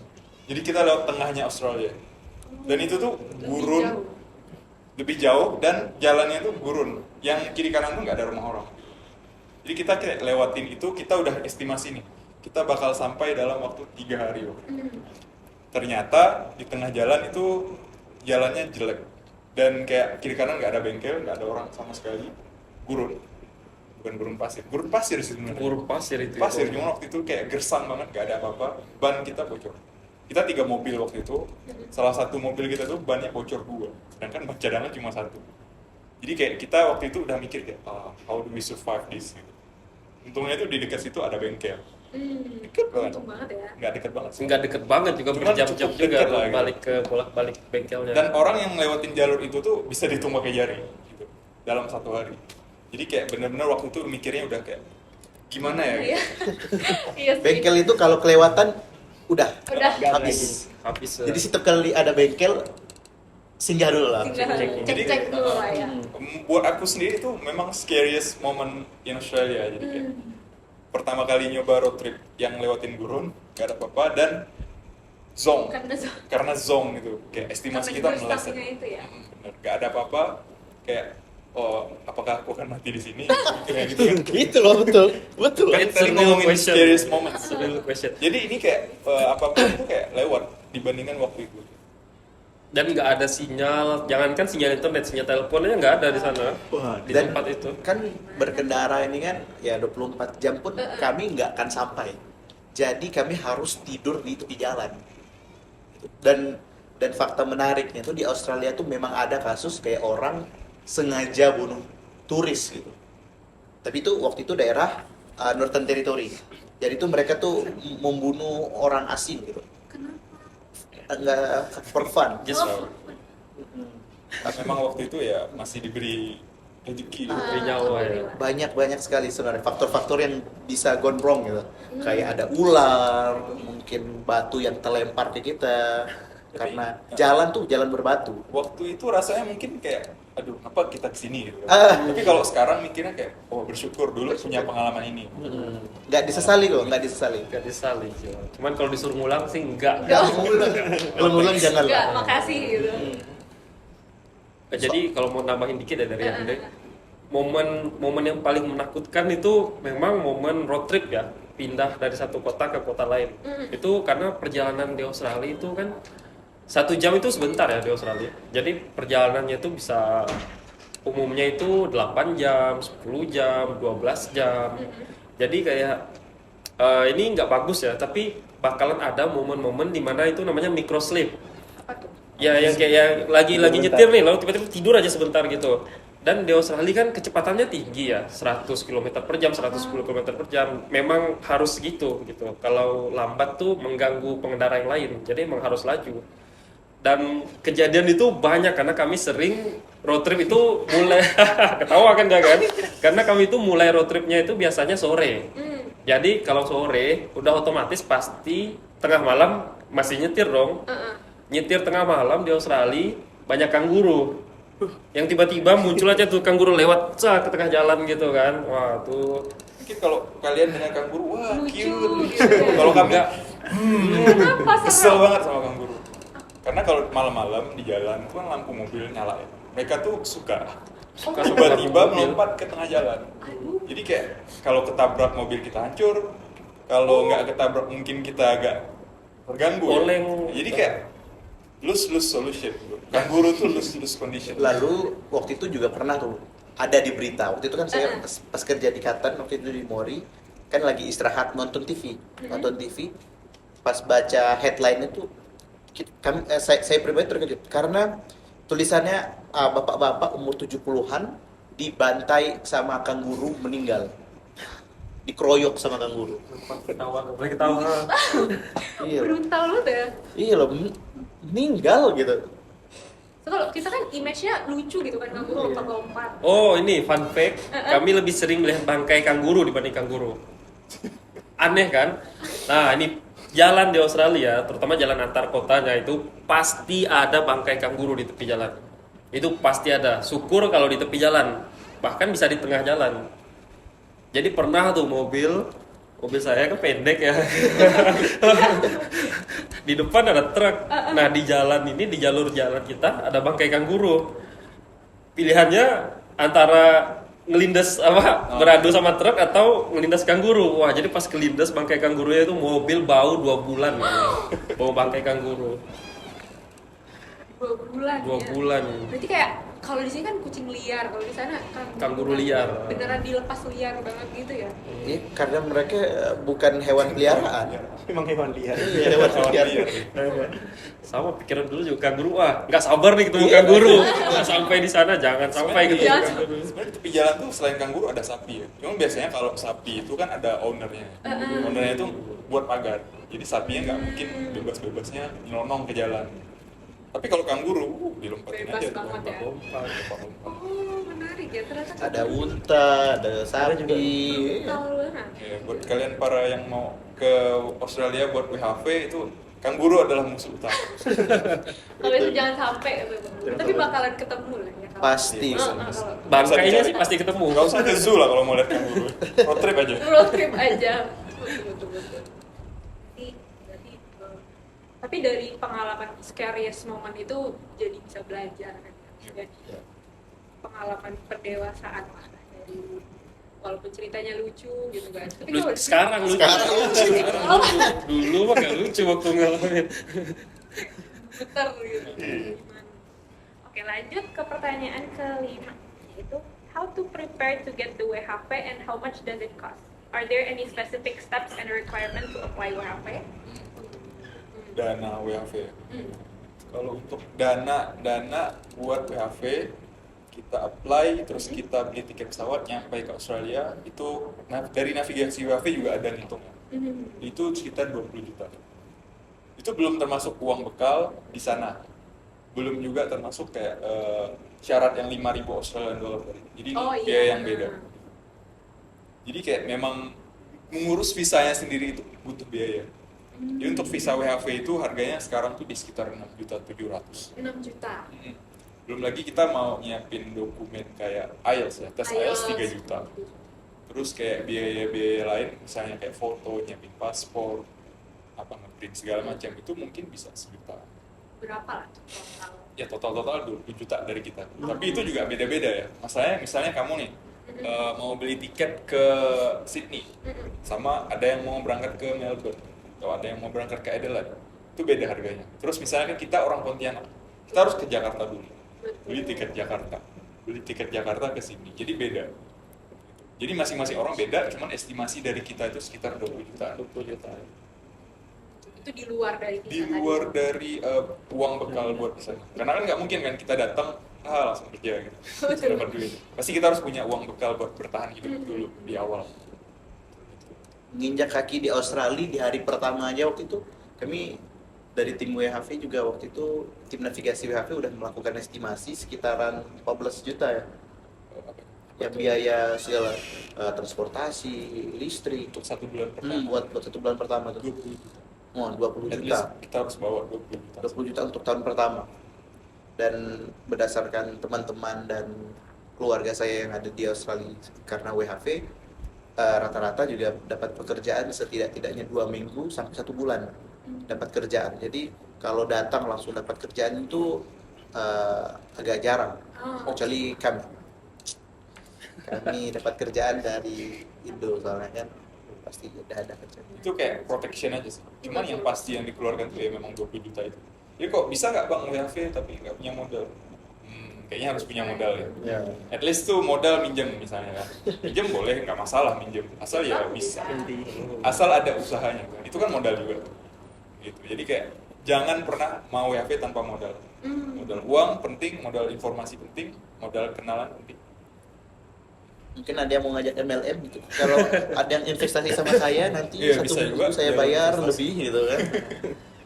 Mungkin kalau dengar tadi Andre bilang 20 juta tuh kesannya mahal ya, terutama untuk fresh graduate ya. Wah, berangkat ke Australia 20 juta nih. Cuman kalau balik lagi kan kita anak ekonomi ya, jadi ngomongin ekonomi nih. Kan opportunity cost-nya itu 20 juta itu kalau dikurskan ke Australian dollar itu kan 2000-an. 2000-an itu kalau kerjaannya bagus bisa balik 2 minggu. Karena 1 minggu itu base-nya itu rata-ratanya itu gajinya 1000-an. Jadi 2000 tuh 2 minggu. 2 minggu, jadi ibaratnya ngeluarin uang nih yang bisa didapat dalam 2 minggu untuk kesempatan WHV. Jadi bayangin loh, WHV 1 tahun aja bisa dapat berapa kan. Jadi emang Balik modalnya cepat. return of investment ini cepat. Betul. Tapi balik lagi ke persiapan segala macam. Biar persiapannya mateng ya join navigasi WHV.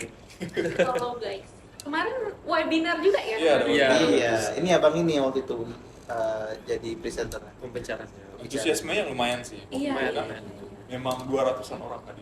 Dan memang sampai sesi akhir tuh bertahan 200 orang. Karena memang katanya daging semua sih. Iya. Karena kan kalau aku lihat dari maksudnya kalau dengan adanya navigasi WHV tuh kita dalam satu page itu udah dapat semua gitu. Benar. Iya. Kalau mungkin dulu di zamannya Bang Andre, Bang Marino kan harus kayak blok balik ke web ini, ke web Iya. itu. Sekarang gitu juga kan. masih Nggak ada bahkan datanya. Waktu itu tuh bedanya dulu Tidak ada. informasinya terbatas.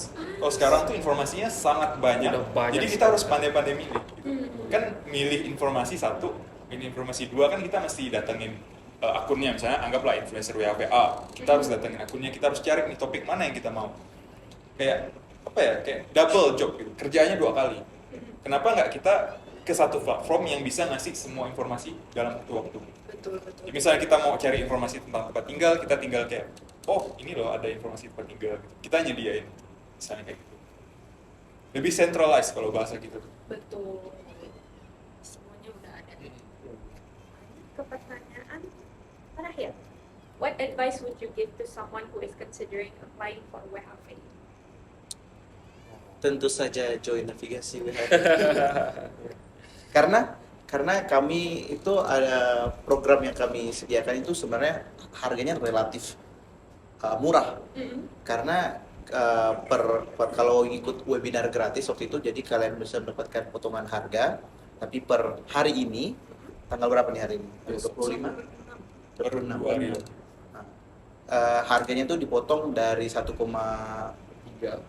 menjadi 1 juta. 1 juta itu dibanding sama informasi yang disediakan di sana itu sangat besar. Jadi 1 juta kalau misalnya kita ngomongin pendapatan di Australia kan. 1 juta itu kalau misalnya gaji kalian $30 per jam, itu berapa jam sih? Kerja 2,5 jam aja itu Sedangkan di Australia. data-data yang kami kasihkan ini adalah data-data keringat yang udah tumpah Betul. berbulan-bulan dan kenyataan-kenyataan yang kami hadapi gitu.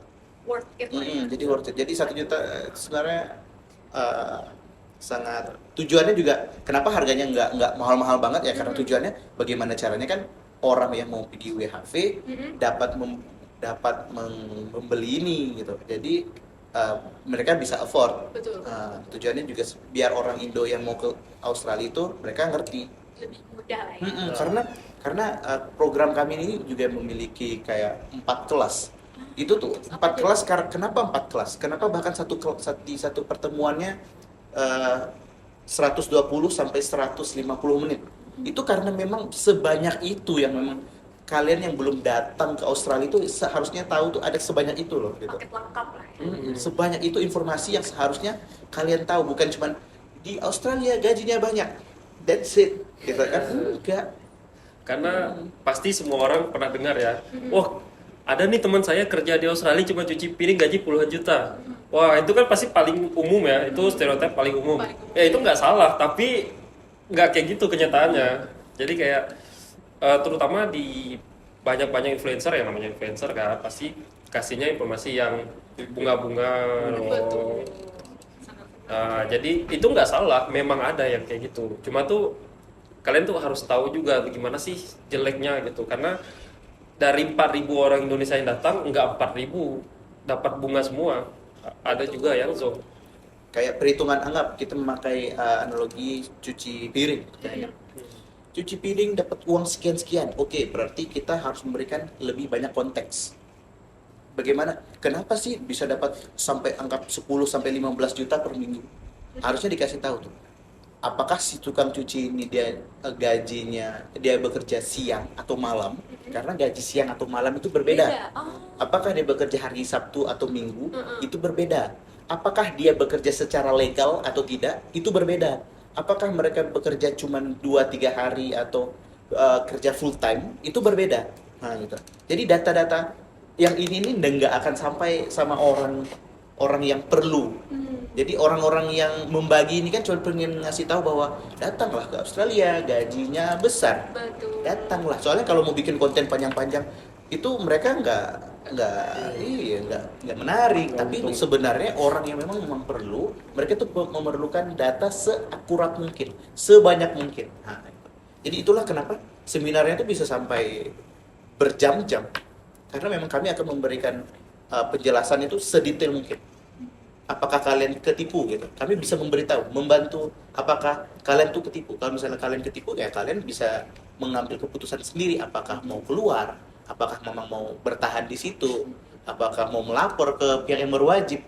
Tapi setidak-tidaknya di saat kalian ketipu, kalian itu tahu kalian ditipu, bukan kayak terima kasih ternyata nggak tahu gitu. Harusnya kan wah aku ditipu, tapi kan kondisi memaksa, jadi ya mau nggak mau lah. Nah, kan gitu.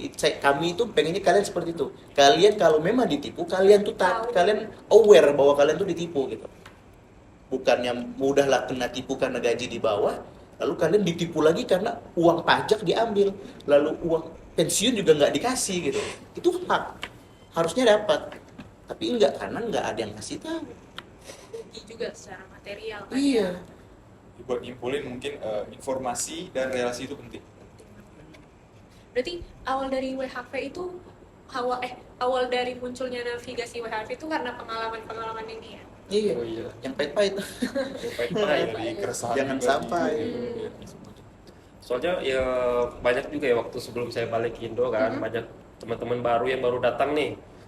Pas baru datang tuh nggak tahu apa-apa nih. Jadi kayak temen nggak ada, relasi kerja nggak ada.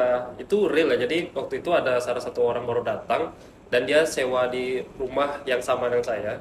Jadi dia tuh nggak ada apa-apa, datang ke sana dengan betul-betul modal nekat aja.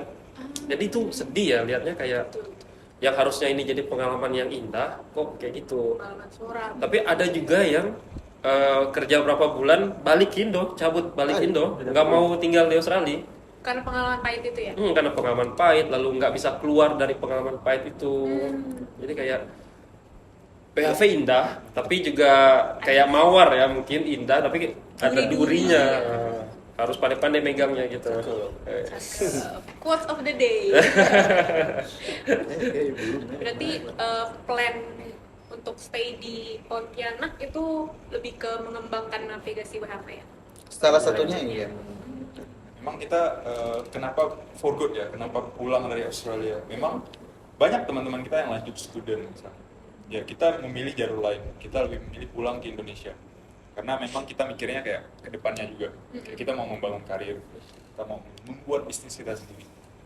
Kayak gitu. Kayak WHV 4 tahun udah cukup ya? Iya, Cukup, sangat cukup. Thank you banget Bang Pandu, Bang Retno, Bang Ade udah mau datang ke iTalks kita hari ini dan Sama-sama. berikan banyak banget informasi yang Rasa. iya yang penting, terus yang jarang didapatkan. Itu juga jadi salah satu benefit kita jadi anak internasional pas ya. Karena selain relasinya juga bukan maksudnya menjelekan dari kelas lain ya, cuma emang dari international class ini kita punya opportunities yang lebih banyak lah kalau dari yang aku lihat sendiri. Karena dari segi alumni kita masih bisa mengobrolkan hal-hal yang bermanfaat kayak WHV dan beasiswa kan banyak tuh. Ya, Jadi iya banyak banget. Jadi ada kata-kata yang ingin disampaikan terakhir Closing pada statement. penonton? Eh, untuk anak-anak international class ya, Bapak khususnya untuk yang baru masuk nih, mungkin yang semester awal yang masih stres-stresnya dengan bahasa Inggrisnya kan. Nanti kalau kalian udah semester 3, semester 4, bahasa Inggris itu udah by nature. Karena udah awalnya dihantam 1 tahun kena bahasa Inggris kan. Karena saya kan anak daerah nih ya, anak Skadau nih. Jadi pas pertama kali sampai juga di sini kena bahasa Inggris juga, apa nih bahasa Inggris terus kan. Jadi waktu itu wah mikir keras juga, cuman udah setahun 2 tahun udah santai bahasa Inggris. Dan bahasa Inggris itu benar-benar modal sih. Terutama kalau mau keluar negeri itu bahasa Inggris kan modal ya, modal sangat-sangat penting gitu. Jadi rajin-rajin aja kuliah. Namanya dikit ya. Kalau masuk international class sama pergi WHV itu agak mirip-mirip sebenarnya. Di awal tuh orang takut bahasa Inggrisnya. Tapi sebenarnya mereka itu masuk ke dalam jungle. Itu tuh bukan cuma bahasa Inggris yang perlu dikhawatirin. Banyak hal lain yang sebenarnya itu perlu dikhawatirkan. Jadi jangan takut kalau bahasa Inggris kalian kurang atau apa. Keep it up, keep going, and survive. Yeay, tepuk tangan dulu dong. Yeay. Terima kasih udah datang sekali lagi di iTalks ini karena banyak sekali informasi yang bisa kita dapatkan dari Daging iTalks hari full. ini. Ya, jangan lupa untuk follow navigasi WHP ya, dicek terus informasi-informasi dari navigasi WHP dan jangan lupa juga untuk follow ISC FEB.